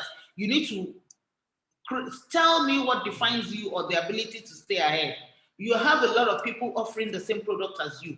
What is that thing that is special about you? What is that thing that is a must-have about you? What is that thing that enables people to come to you? And it's only done by evaluating the strengths, your weaknesses, and of course, and you know, I looked at this page online and I saw something that was very striking.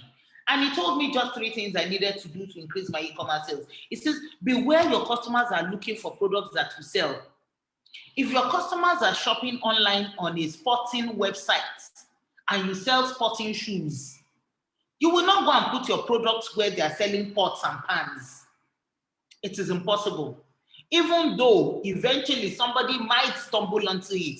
But you've got to put it where people are looking for where you sell. If it's a sporting website, then you need to put your products on a sporting website if you're selling sports-related items. Then give them what they want so that you can get what you want. What you want is increase in sales. You started putting up your stuff online because you want to increase your sales, you want to make sales. So if you're not giving me, I've gone to a sporting website. You sell sporting shoes. I want to buy sporting shoes. If you do not give me the kind of sporting shoes that tells me that it can accelerate how I move, it can make me comfortable, there's a memory foam inside, a lot of things you need to tell me, then you can make a sale. But if you're not giving me what I want by information, by good picture, by good video, by reviews, by feedback, it's very unlikely that I'm going to buy. And of course, make a sale to get a customer. It doesn't just end with the sale. Remember, you're going to be there tomorrow and the day after and the day after the day after. So what are you going to do? Make a customer out of the sale. How are you going to make a customer out of the sale? Repeat. They need to be loyal. They need to repeat. They need to tell somebody about what you're selling.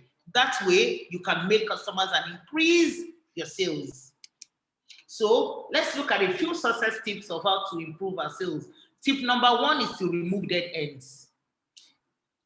It is so very annoying when you get onto a website and they tell you I'm selling shoes. You know, I was super excited when she gave the example about the fact that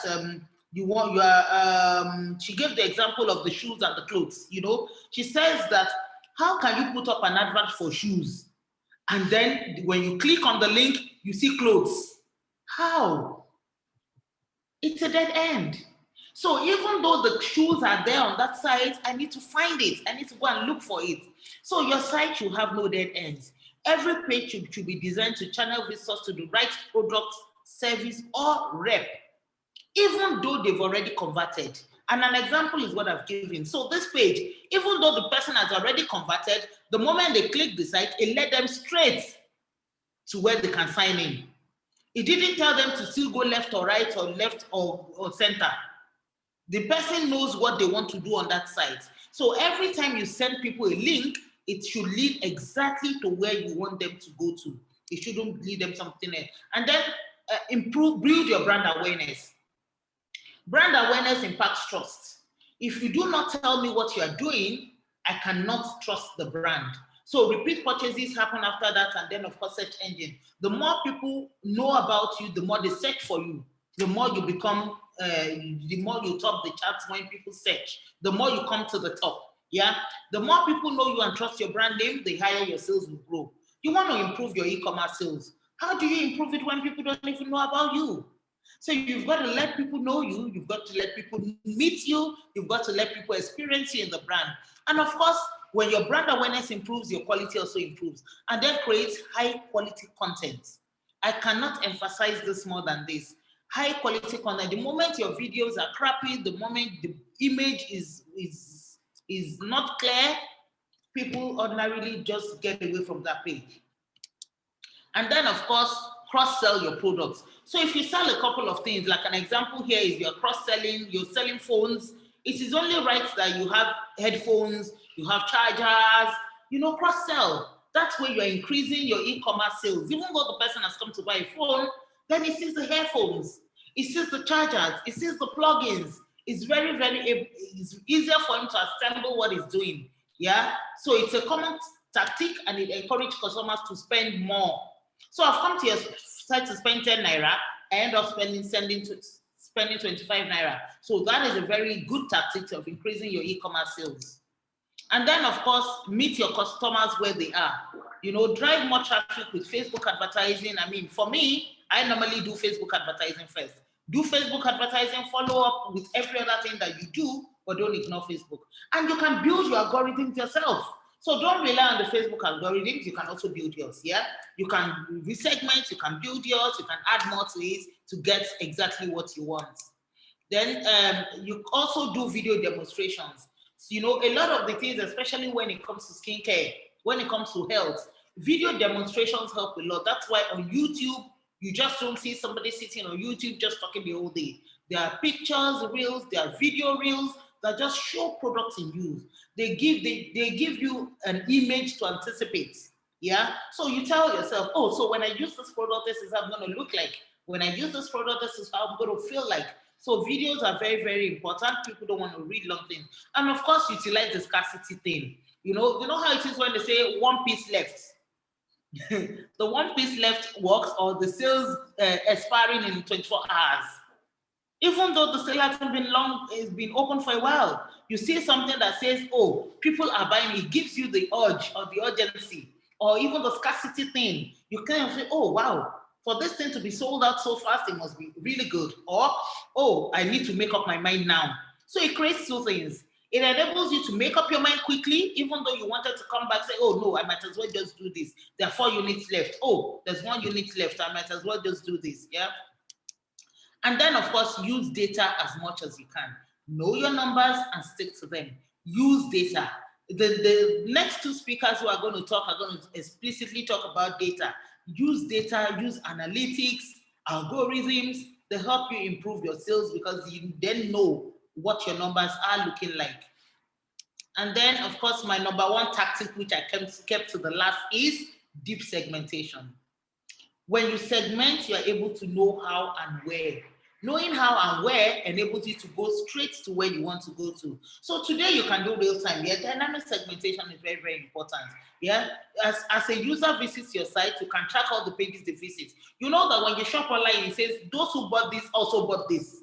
Then you can begin to realize that you need to be putting your product where they are also going to buy something else.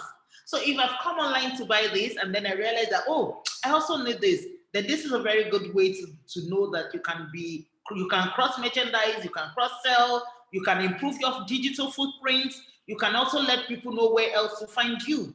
So deep segmentation is very, very key. It enables you to increase your e-commerce sales exponentially. And then, of course, review. I mean, every speaker who said, the keynote speaker talked about this, the person who talked before me also mentioned something about this. Review, review, review. What could be better in what I'm doing? Take a good look at what you're doing. How does it look on mobile? How does it look on tablets? If somebody is viewing you on desktop, how does it look? If somebody is viewing you on the mobile, how does it look? Get an unbiased opinion. Get your friends, get your colleagues, get your peers to look at it for you. Not everyone is going to agree, but test it all the same. You never can tell whether what they're saying is true or false. Test it whether it's good enough, and of course, redesign. and make improvements as often as you can. And reach out to repeat customers. The customers who have left you, it's more difficult to get a new customer, but repeat customers always make you guarantee your sales. Repeat customers also spend more. So ensure that you reach out to repeat customers, send them emails, spend time and resources on them. Yeah, keep your loyal customers happy. And then always focus on the majority of your efforts in serving your ideal customers. Your ideal customers are the ones who come to your site on time because you already know what they want. They also buy often because the loyalty has been established. They also help you spread the word. When I've bought something from your site and I like it, I begin to use that same thing. And I'm willing to pay a premium because the value, I see the value in it. So the more ideal customers you attract, the better your business and the more sales you are able to make on e-commerce. So more generally, be customer-centric. I know we all say this, oh, I'm focused on the customer. I'm very customer-centric. But you see, it's not just on the saying, it's about making it the cornerstone of every tactic that he implements. Yeah. And I don't know if we want to go through the case study now, or do I ask the poll questions now? So in the case study, Please, you can proceed with the poll question. Yeah. Yes, you can proceed with the poll question. Okay. So when you look at the case study, for instance, I was talking about the example I was giving, and the case study was one of the ways to increase sales and revenue is by increasing the frequency of your transactions per customer, which is basically increasing the size, the basket size, or another way to say it is the amount of money that they come to spend. Yeah. So this basically means encouraging people to purchase from you more often. So when you encourage people to purchase from you more often, it's through several ways, which we'll answer in the questions. If your average customer comes in once a month, convincing them to patronize your business once a week will increase your revenue. So if he comes once a month, he spends 10 naira. If he comes 4 times a month, he's going to spend 40 naira. That's 4 times more. And the more frequently they visit your establishment, the more revenue, like I use the example of a restaurant, will bring. So I'm presuming the average transaction size is the same. Do some taxes. I wanted us to discuss some of the taxes we would adopt, which is on the questions. So it says, how can you use the 4 methods to increase your business? Remember, our keynote speaker talked about the 4 taxes, which is what? Attracts. And how do you attract? To drive traffic. If you don't drive traffic, you cannot get more people to come into the store. She also talked about engaging, which is to what? The level of interaction that you get. So if they're not interacting with the things you have in your restaurant or in your store, it is very unlikely that your e-commerce sales will go up. And then the third one was in the converting. How do you turn the leads into sales? So you get more people to walk into the store or the restaurant. You offer them what they want in terms of the good food or good service or good products that you offer. And then you convert that into sales, because when they come in, they can go out without buying anything. So yes, you've attracted, yes, you have engaged, but you haven't converted it into a sale. So you need to attract, engage, convert by turning the leads into sales. And then the fourth one was about inspiring, which is promote. Inspiring is about the way you promote, it's about the way you tell people about what you're doing, it's about the way they see value and the way you market the value for them to realize. And then it says, the second poll question says, what can you do to encourage your customers to become more like your ideal customers? Remember what we said about the ideal customers? Your ideal customers buy more, spend more, talk about you more, and are loyal to you. So how do you encourage your ideal customers to become more like your ideal customers is by ensuring that you're retaining taxes are there. Be deliberate in the approach and improve the customer experience. When you improve the customer experience, the customer journey or the customer experience, then you can encourage them to become more like your ideal customers. You also talk about how long it takes people to check out of your site. People get tired when they have to visit one page after the other. It's tiring. So all of those tactics improving the customer journey or the customer experience enables you to turn them into your ideal customer. Thank you very much. It's going to come up now. The poll question will be coming up soon. Thank you for that presentation. And I believe all participants have gained a whole lot from this presentation, just like I did. And then I think I came up at a time when that system, when you were, I think there was a glitch at the time. And I was trying to say, I don't know, maybe uh, the participant heard what I was trying to say at that time. But I'm going to repeat myself while we wait for the platform to bring the poll question up. So the poll question can come up while I'm talking before we go to Q&A. So it is important, according to our speaker, that we carefully craft our messaging. It's highly important that we put highly quality content out there. Is it our video, is it our post, wherever we're putting out there is our brand, and it must speak for us. And if the quality of what we are putting on board is not up to standard, our clients will not be happy with whatever we do. Create online stores. It's important we create online stores for all our products.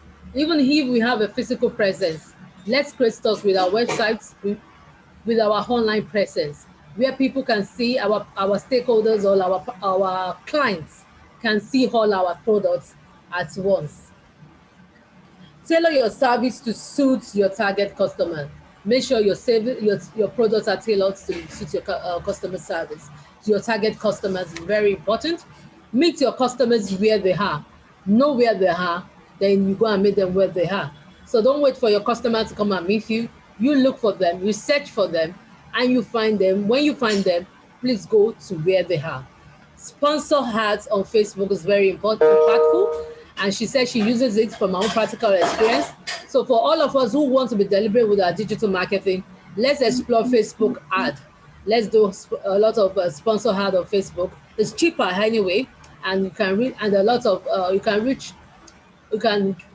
reach a lot of Nigerians clients on Facebook. Highly quality content, okay, and video, I've talked about that. Use data as much as possible as you can. Yes, you need to get all the data, your client data, analyze it. That's another thing we'll be looking at, customer analytics. We need to analyze our customers' data, and we need to drive business intelligence from it to design our products and to meet the customer needs. So we need to analyze our customer data from time to time. Deep segmentation is also important, and will help us to know when and where. Always review and evaluate. All our speakers today have spoken about evaluation, about reviewing. Your customers are the people that gives you feedback, either positive or negative. They're thinking about you. That's why they're doing that. The people who don't care, they will not give you feedback. So we should take advantage of all the feedback we get from our customers. We look for it, we solicit for it. And when you get it, please make use of it and act on those feedback. They are very important. So always remember that your ideal customers are those ones that talk, not those ones that keep quiet, and those ones that buy more. So let's do all that we can do to make our customer buy more. If a customer engages you for once a month, why can't they engage you every week? Thank you for listening. I think I'm going to hand over to Leke at this moment to handle the Q&A, as we want to have the Q&A for 5 minutes before we go to our breakout session. But before that, so while we gather our Q&A, I think we need to have a picture, a facilitator's picture. So we'd like all the speakers to switch on their video so that we can quickly have picture before we go on breakout session. Let's have group picture. All speakers, please can you switch on your video for the group. Thank you. Yes. So when others join us, yeah, thank you. Okay, so let's post for the group picture. Let me post too for the group picture.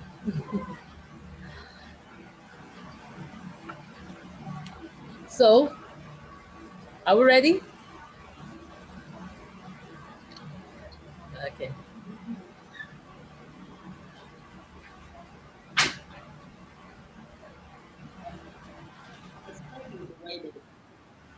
Can you see the camera? Can you see the cameraman? Can you see the flash? Yeah, thank you. Thank you for that. So I'm handing over to Leke, the head of learning and development, to take the Q&A session. Thank you. And thank you. Okay. All right, thank you very much, Paula Shade.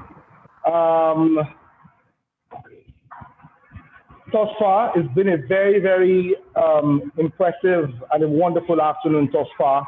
We've just finished a very, very interesting session with the head of marketing, Planet Global Digital Marketing, and that is Dr. Motola Latuyi. And before then, we had Yvonne Ige. This is digital.com, and he has spoken to us on creating digital customer experience, developing and optimizing your digital customer experience. And what we've just listened to right now is the practical steps to increasing your e-commerce sales. And I'm very, very impressed for the amazing sessions we've had. Very, very instructive, very, very informative, very, very insightful sessions we're having. All right, we are having some questions pouring in. I'm trying to locate. Yeah, I can see the questions coming in. There's quite a number of questions here. I want all our speakers to please be on standby. There's a question here to Favor. It says, what are the practical steps for organizations to create digital experience for competitive advantage? All right. So I think that question is it's from Favor. I think that question is directed to Tola.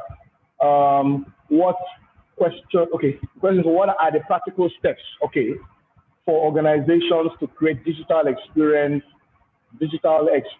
for competitive advantage? Yes, over to you, Doctor. Okay, thank you very much.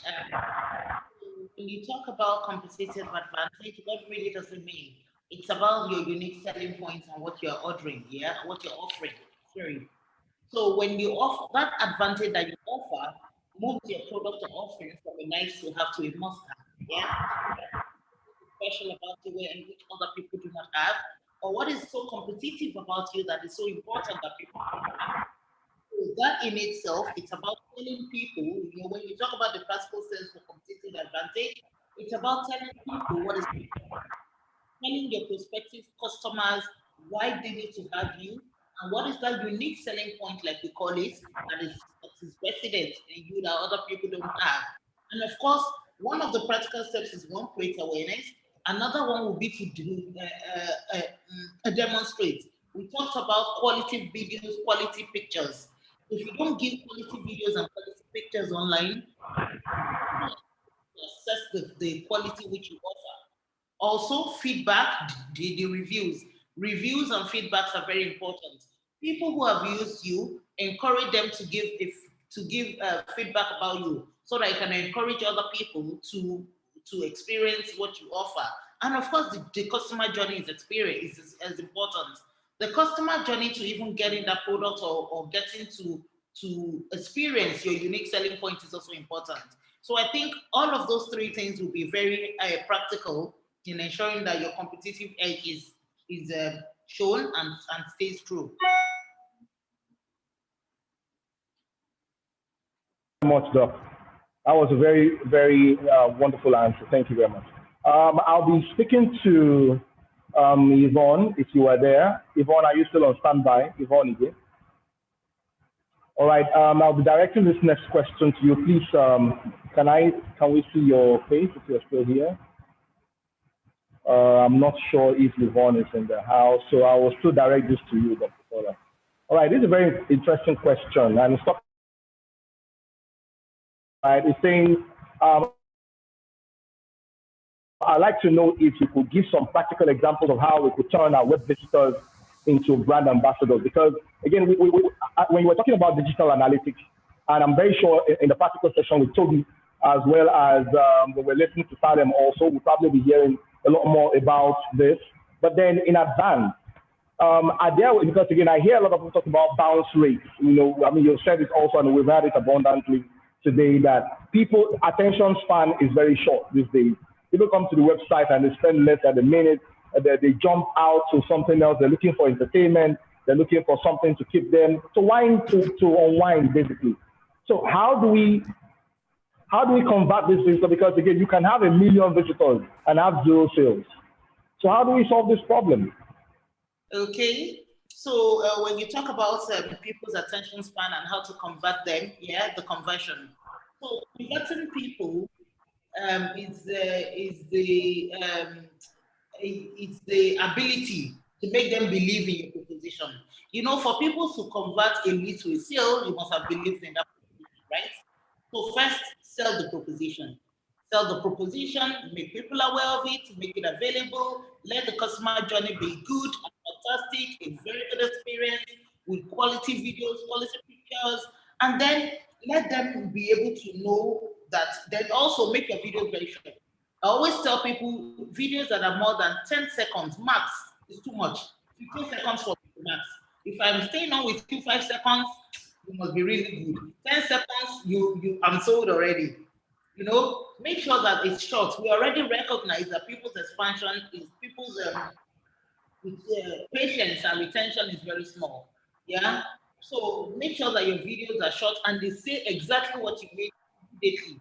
Don't wait, don't faff around for the first 10 seconds and then begin your story in the 15th second. You've lost me already. From the very beginning, when I watch a 5 seconds ad, I need to, one, know what brand it is, know what the story is. If those two things are missing in the first 5 seconds, it's very unlikely that I'll stay true. So to recognize that, be crystal clear about what we want to communicate quickly too. So be crystal clear, be quick about the communication, be crisp about the communication. So I think those are some of the things that can lead to conversion. The customer journey, like we said, be deliberate about what you want to say. They also help to convert leads into sales. Thank you. Thank you very much, Doc. That was a very, very beautiful one. Thank you. I will be ending this session with another question, with one final question. I can see some questions are still coming in. All right, this one is very interesting for me. Again, starting even from the keynote speech of today, we talked about traditional marketing, the tangible products, intangible products. If I want to buy Peruvian hair, I can see somebody's waving their hair and I can see it. They can even do a video of before and after and say, wow, I want to look like that girl. Oh, let me buy. And we are as human beings, we are visual creatures. We respond to sight, sounds, and all of that. Now, if I have an intangible product, how in the world do I create a picture in the mind of my buyers when what I'm selling, for example, somebody that is selling consulting, you can't see consulting, you can't, there are products that are not intangible, that are intangible products that you cannot see physically. You just have to mess with the imagination of the buyer, and you know how our imaginations are. We can't all sleep and have the same dreams. We all have various, I'm sure imagination, if documented, will be the same number of people in the world today. So how do we speak to the imagination of a potential buyer to the extent that they can buy the intangible product, which some people have to sell? What are your thoughts along this line? I was actually expecting this kind of question. If I tell you I didn't expect it, I'll be lying. Because every time you talk about digital marketing, the one question where people have asked is, okay, so it's very easy when you talk about this kind of to, say or sell or tell about what they want to do. But when it comes to intangible, how do I even say it or how do I express it? People, the most important thing you need to do is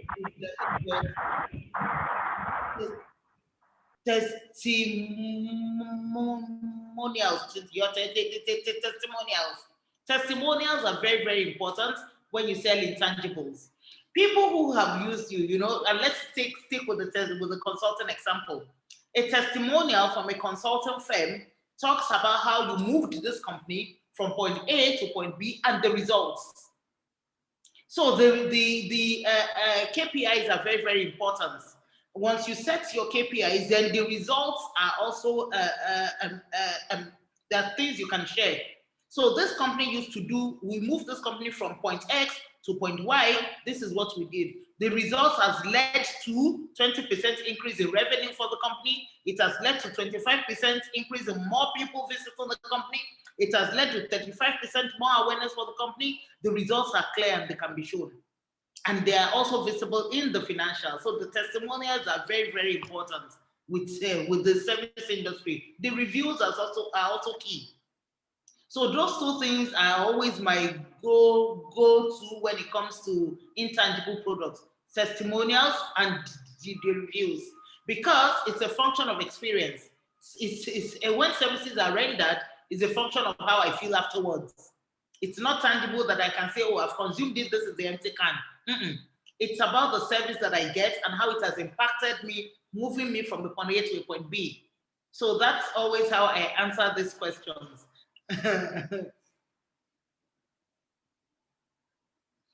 Absolutely. Yeah, we're all getting used to this new normal. It's not easy. All right, so I mean, I totally agree with you. And while you were talking, I mean, it popped up in my head. I mean, that they must be able to put the model, the star model behind this and say, okay, you know what is the situation that I dealt with? What was the task that I gave myself? What was the and the results that I saw from it? And what did we achieve? What did we realize? I mean, when we put this, I mean, as part of our storytelling, it might just get the attention of anyone who is going through that thing and say, you know what, hey, that's my story, and that's the result that I want to see as well. And that was the situation, that was the task, and that was the result that they got out of it. I also want the same result, and they just might patronize that very business or that very transaction. Thank you very much, Doctor. I think right about now, we should either have a case study or we are moving to the next segment or the breakout session. The group one will be talking about marketing analytics exercises, while Salem, that will be led by Dr. Ayongbile, while Salem King will be discussing digital content optimization in group 2. Folashade, if you are there, I think you can jump in right about now so that we can end the Q&A session and move straight on to either we have the polls. If the polls are ready, check. If the polls are ready, we can take the polls. If the polls are not ready, we can move on to the breakout session. Hello, yes, we are going to come out of this session now. And immediately we come out of this, we go to the poll. You see the poll when you get out there, and we will see your breakout session. So everyone, let's go out of this session and go to the breakout session.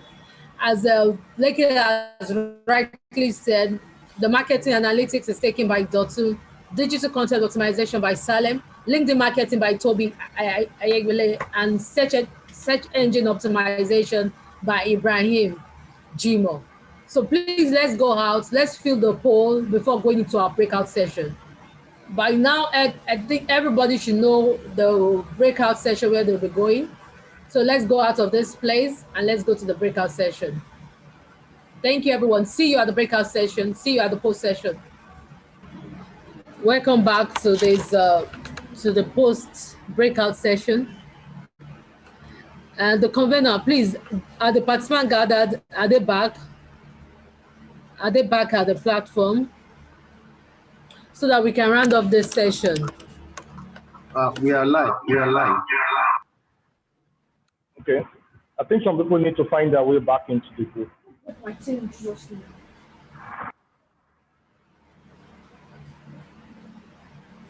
Okay. What did the convener? What did they say about this? Our people back. Okay. Toby is back. Tola is back. Tola is here. Yeah. Salem King are back. Yeah. And I know a lot of people had issue with the breakout session. It didn't really go as smooth as expected. So I think we really need to have the breakout session, see what we can do about it again, so that the video can be shared with people for those ones that had the challenge. So we'll see what we can do about the breakout session. So even if we cannot watch it live, I think we'll have it recorded on the platform. So the convener, we are waiting for you to give us go ahead to round up this program when we have numbers of people back in class. Okay, we are live. We are live, and we need people to drop in their question. I think I need to hand over to you, Leke, to round up this program, to get people's question, and let's round up the summit. And so we need to get people's questions. Over to you, Leke. Thank you. Thank you very much, Folashade. Thank you very much. What a great afternoon. Big apologies for everyone that was unable to log in into the breakout sessions. But some of us were able to have access accordingly. Some of our presenters were unable to present their slides. Tobias saying, for example, I was in your class on LinkedIn. However, we still had some engagement with you. The breakout session we had in group 1, Dr. Billy, who discussed marketing analytics, and I was able to jump in and jump out of some of the classes.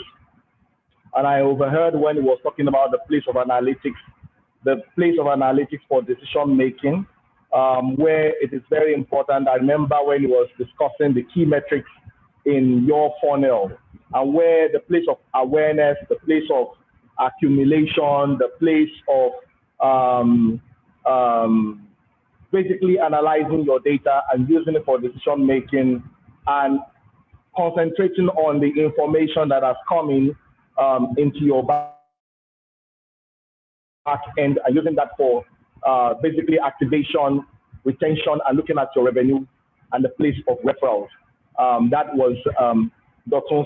section on marketing analytics and exercises, which was, I wasn't able to stay long in that class, but I thoroughly enjoyed myself. Group 2 was Salem King, where he talked about digital content optimization.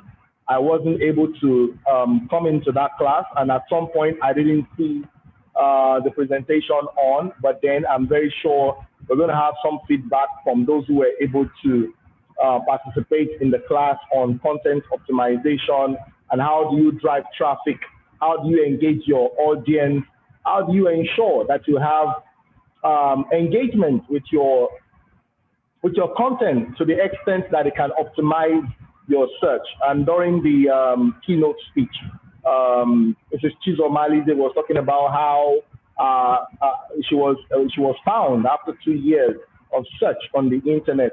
And then we have to see how our organizations can come top.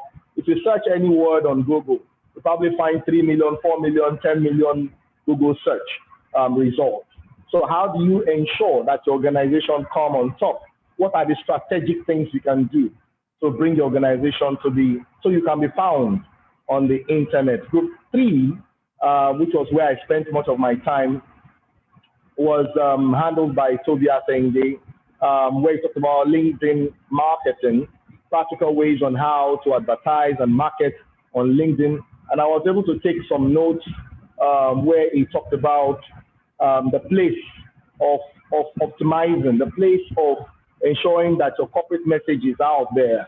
And it spoke extensively about how you can understand your audience, how you can define your goals, how you can optimize your company page, for example, on LinkedIn, and how you can analyze your competition, and how you can promote your company page and engage your audience, use image, use videos, create content calendar for your organization, and know what you are posting from time to time, how you can automate your reach, and how you can get your workforce. You can get help from your workforce to help you spread the message on LinkedIn. And he shared a lot of practical marketing strategies on how to use LinkedIn to advertise, to promote your brand. And the fourth group was Ibrahim Jiman, where he talked about effective practical SEO techniques to drive organic traffic in 2021. That also was a group I wasn't able to spend a lot of time in that group. All right, so convener, I'll be expecting you to share with us the questions that is coming in from our audience that we can share with I don't know if you can still feature the poll so that we can have some engagement from our audience to speak to the polls before we go into question and answer segment of this afternoon. All right, while we're waiting for the polls to come on, all right, basically, I can see you here.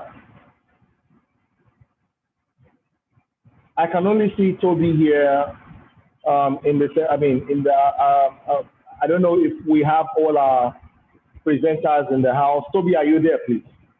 Can you please come on video so that we can have some discussion around the presentation and the conversation as it has gone thus far?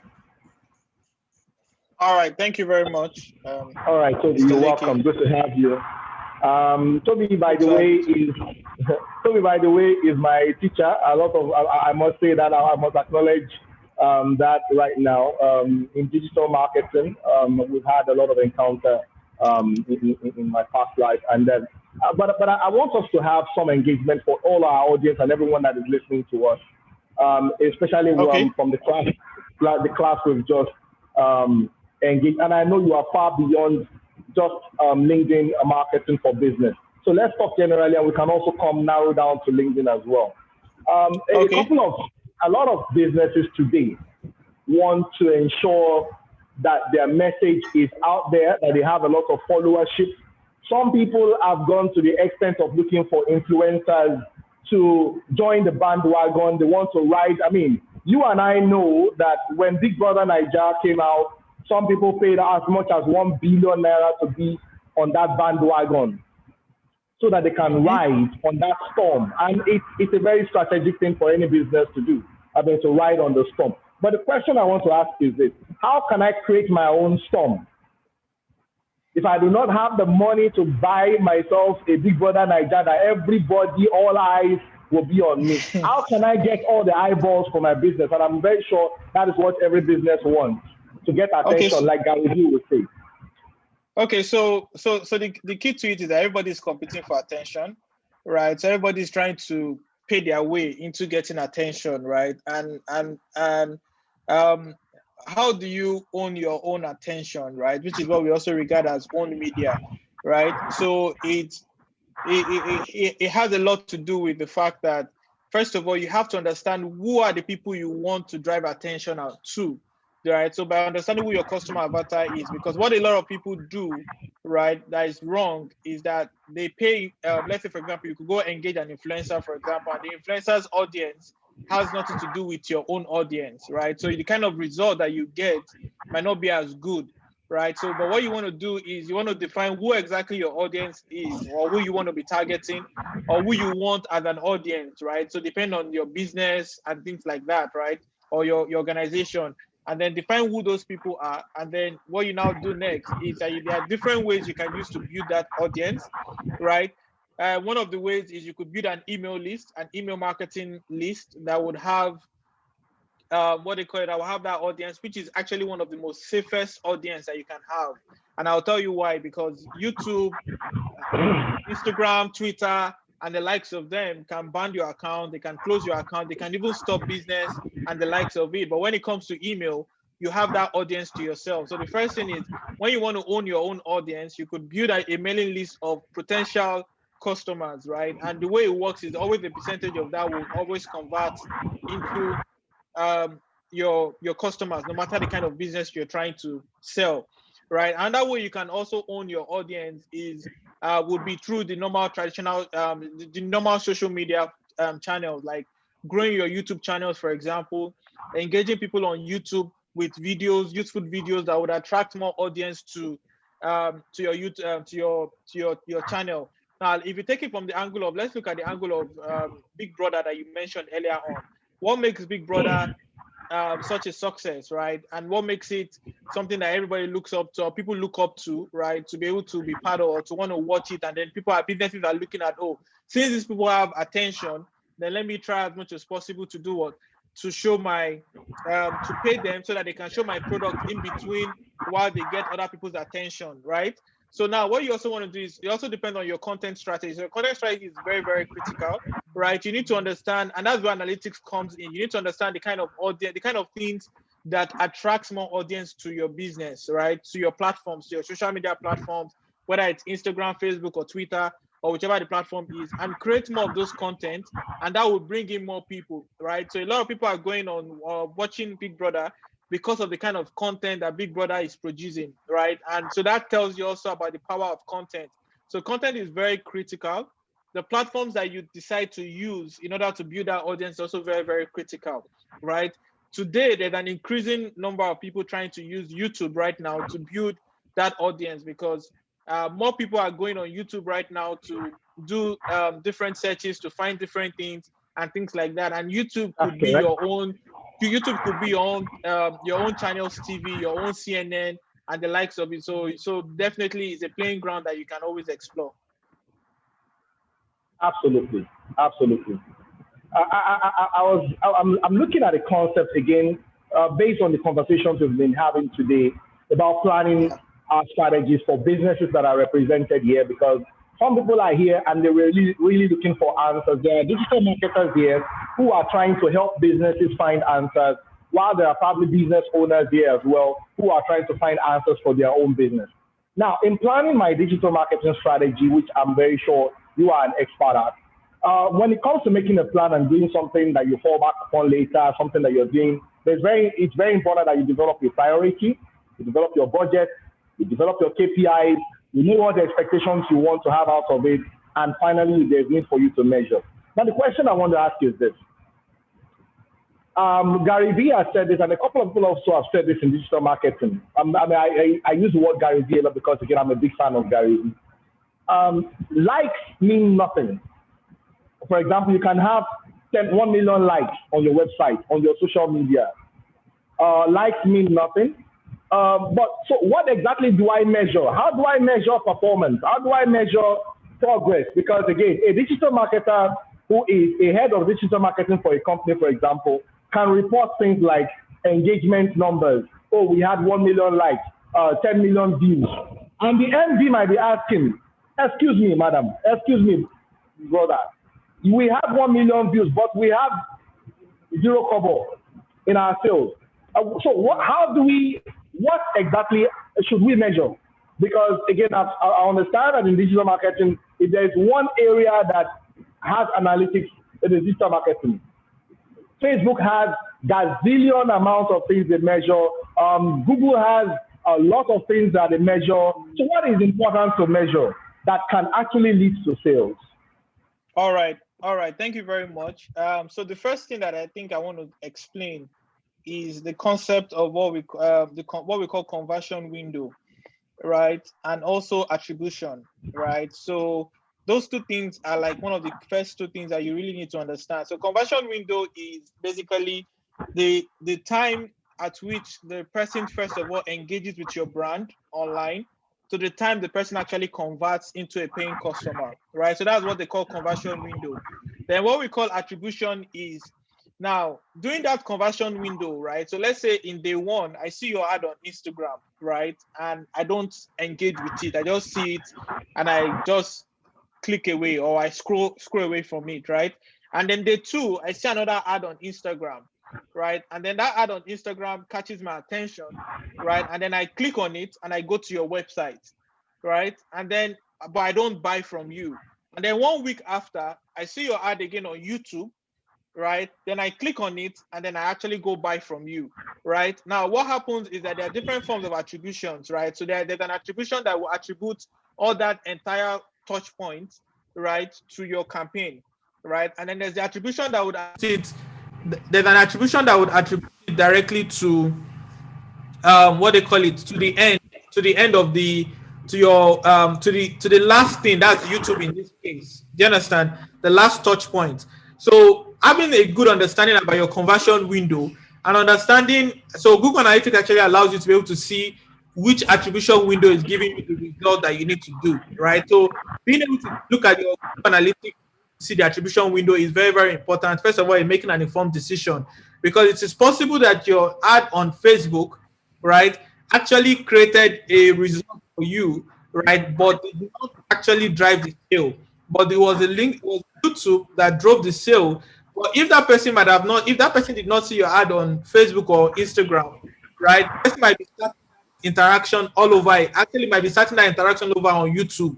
I might now need to see like 3 YouTube videos before it even converts. Do you understand what I'm trying to say? So that's one thing that you have to pay attention to, and that's the reason why most people that advertise for 2 days, 3 days, and then they post their ad, they don't actually see any result, or they don't see as much result as they want, right? Majorly because there's an attribution window. Every business has a time period where a stranger or the first contact you have with a customer turns into a paying customer, right? So being able to understand that is very, very important. An average, in fact, one thing I love which you back mind, the average conversion window is actually 41 days, right? Right. So some businesses have it shorter. So most advertising platforms tries to give you a conversion attribution window of 7 days. What that means is that they try to find people that will convert within 7 days for you, right? But depending on what you sell, the higher your product, the longer your attribution window. The higher the price of your product, the longer the attribution window. The lower your product, the what they call it, the shorter the conversion window. Now, talking about the question that you asked also is that what do you really measure? What do you look out for? Right. So for me, I think one of the key things that you need to do, especially when you're driving that traffic to your website, is to look at the average time spent on your website. Right. So because you don't look at the amount of people that are clicking, because you can have 1,000 people click on your ad and you are getting a 30-second average time duration on your website. It means that those people are not engaging with your content enough to be able to make a decision to buy from you. Do you understand? Right. Now, the second thing that you must measure is what we call your cost of acquisition, right? So we tell a lot of business owners that, set your budget, let the campaign run its course, right? But most importantly, focus on your cost of acquisition. So your cost of acquisition is basically this. Let's say, for example, I spend $1,000, right? And I get 100 paying customers. That's $1,000 divided by 100. That gives me $10. Right, so that means for every customer that I get, I spend $10 to acquire that customer, even though I spend the whole entire $1,000. So what you're looking at is the cost of acquisition, which is the $10. Now, what you now look at is that is this $10 profitable for my product and service? So if I'm selling something of $500, then and my margin is like $200, then the $10 makes sense. But if my margin from that product is like $20, right? Then that $10 is not that profitable, or could still be profitable depending on what I do, right? But then if my margin is like $5 and I'm spending dollars to acquire $5, then that means I'm losing a lot. So what you want to do is to always try to look at how to reduce your cost of acquisition, right? And how you do that majorly is by testing different offers with your creative, with your advert copies and things like that, right? Another thing that you want to pay attention to, right, would be what we call the CTR on your ad, on when you're running advertising itself, right? So when you're running your advert, right, on Facebook has an analytics where you go to custom and you customize your results, right? It allows you to see your click-through rate. Now, a lot of people, how do you drive your cost of acquisition down? Is that if your click-through rate is high, your cost of acquisition will be high. If your click-through rate is low, right? So if your click-through rate is high, your cost of acquisition will be low, right? But if your click-through rate is low, then your cost of acquisition will be high. So what that means is that if, for example, if 1,000 people see your ad and only click on you, then the amount you'll be paying will be higher, right?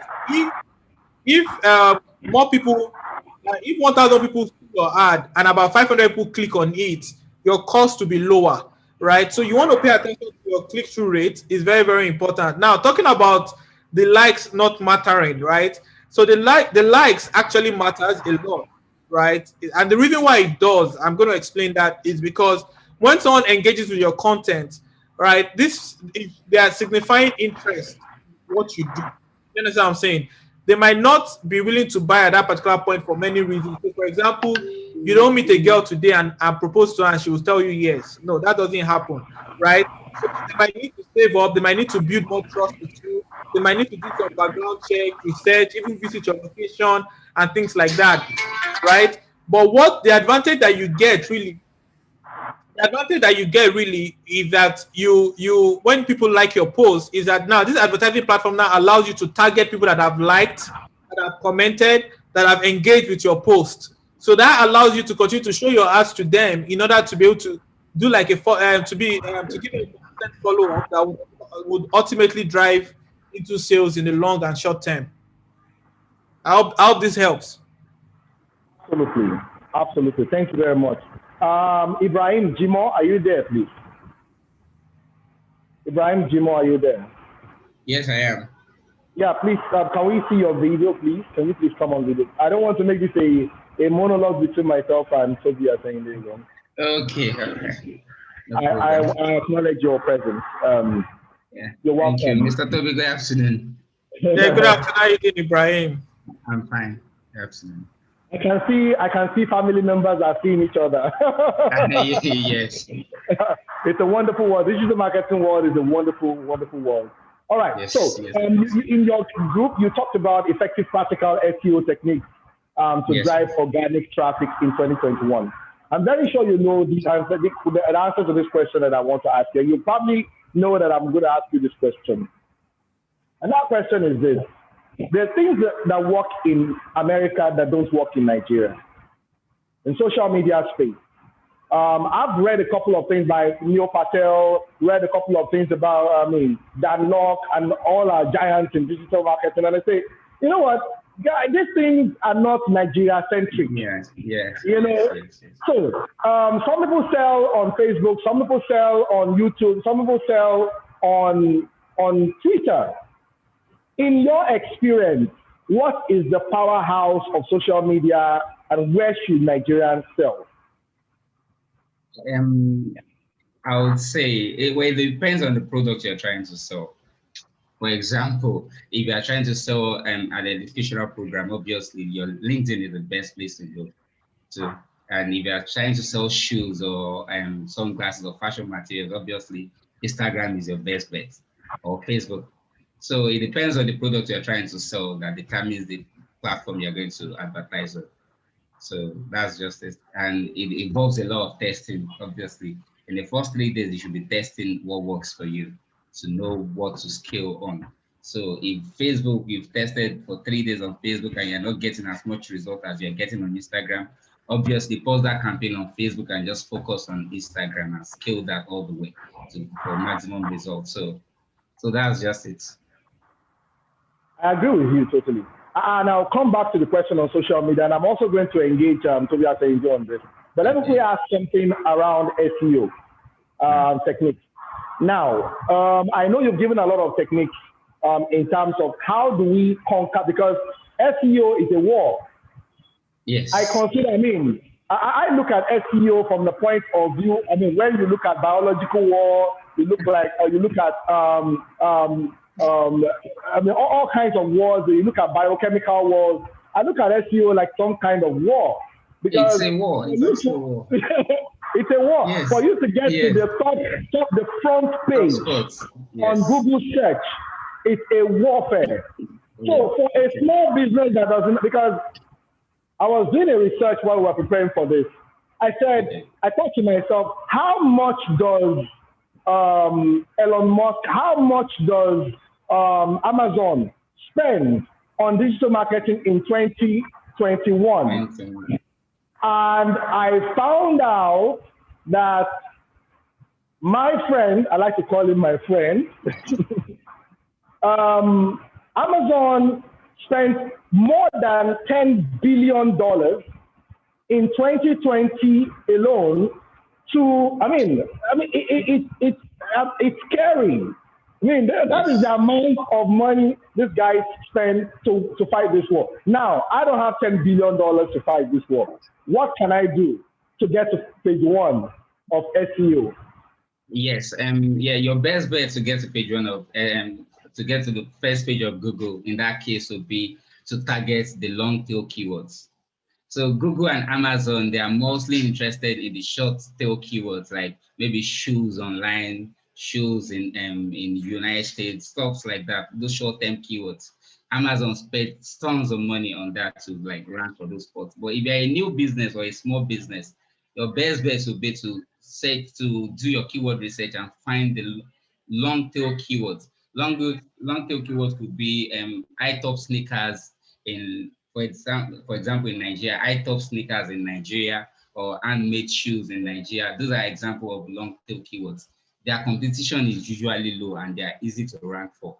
Although free tools like Google Keyword Planner I mentioned in the class won't give you as much result as those paid tools like Moz or Uber Suggest or Ahrefs. So your best bet would be to use a paid tool to find those sweet long tail keywords you can actually rank for.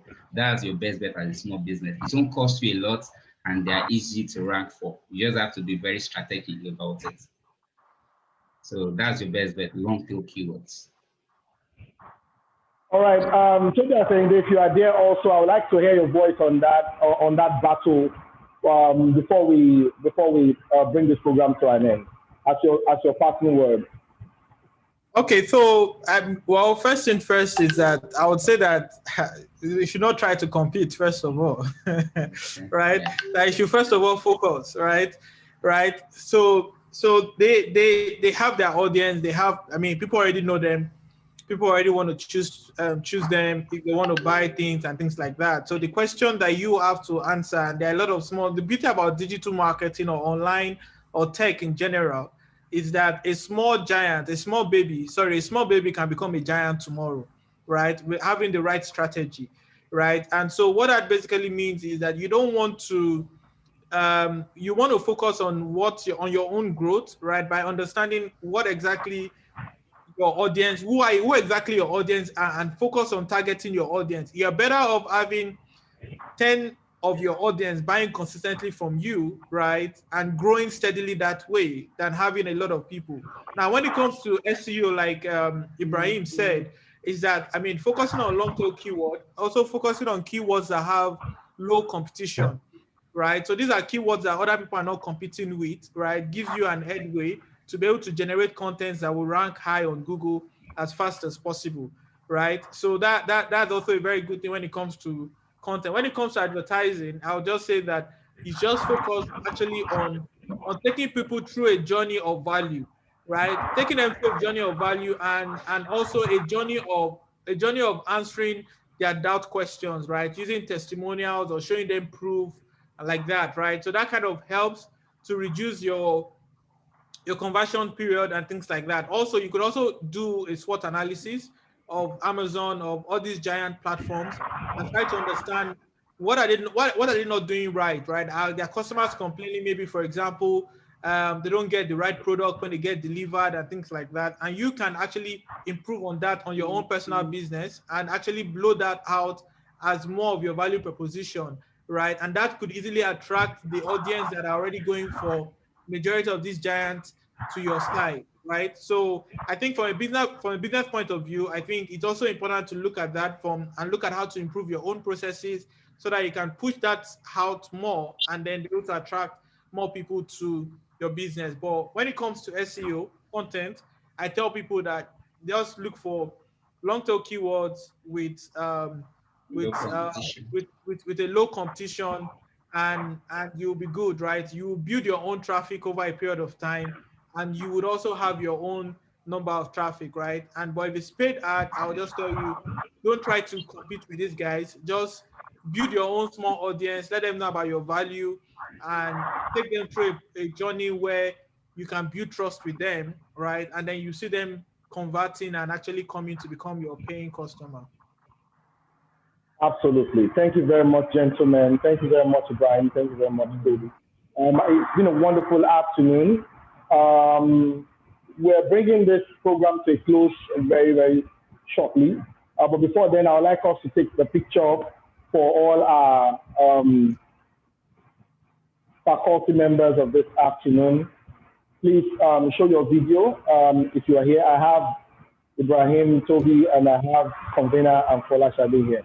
Please, if you are here, please show your video so that we can take the picture, please. IT. Convener, please take the pictures. All right, I think we have it. IT, please confirm to me that we have the pictures. All right, on that note, gentlemen and ladies present here today, it's been a wonderful time today discussing digital marketing accelerating sales in uncertain times, in VUCA times that we're all in. We started this program this morning with the keynote speech from our wonderful Mrs. Chizo Malize, the Managing Director, CEO of FITC. And from then on, we discussed, Yvonne Ige discussed creating digital customer experience, developing and optimizing your digital customer experience in 2021. We also shortly after that had Dr. Motola Elatui, who spoke about digital marketing practical steps to increasing e-commerce sales. We had a breakout session where Dr. Anyobile talked about marketing analytics exercises. Salem King talked about digital content optimization. We had Tobias Inde, who talked about LinkedIn marketing, practical ways on how to advertise and market on LinkedIn. We had Jimo Ibrahim, who spoke about effective practical SEO techniques to drive organic traffic in 2021. And we have finally come to the end of this program. On behalf of FITC, I want to thank everyone who has participated in this event. I want to thank all our faculty members who have graced this occasion and have added color and who have given us insight and a lot of examples and stories and information and ideas on how to run our businesses effectively, on how to convert and make sales and make money, which is the essence of digital marketing. It comes down to Naira and Kobo. It comes down to digital spend and, of course, revenue at the end of the day. And we have abundantly have had the privilege of listening to people who I consider veterans in their own right, who have spoken to us on different levels of digital marketing, and I've thoroughly enjoyed myself, and I hope you have. We apologize for every point where there is a technological glitch, and we promise to make it up to you one way or the other. On behalf of FITC, the world-class innovation-led technology-driven knowledge institution, I want to say thank you very much to everyone who has been part of this program. I want to say do enjoy the rest of your afternoon, the rest of your day. Thank you very much, everyone. God bless you. And whatever you do today, please be safe. COVID-19 is still real out there. Please wash your hands, use nose mask, and use hand sanitizer. God bless you. Have fun, everyone.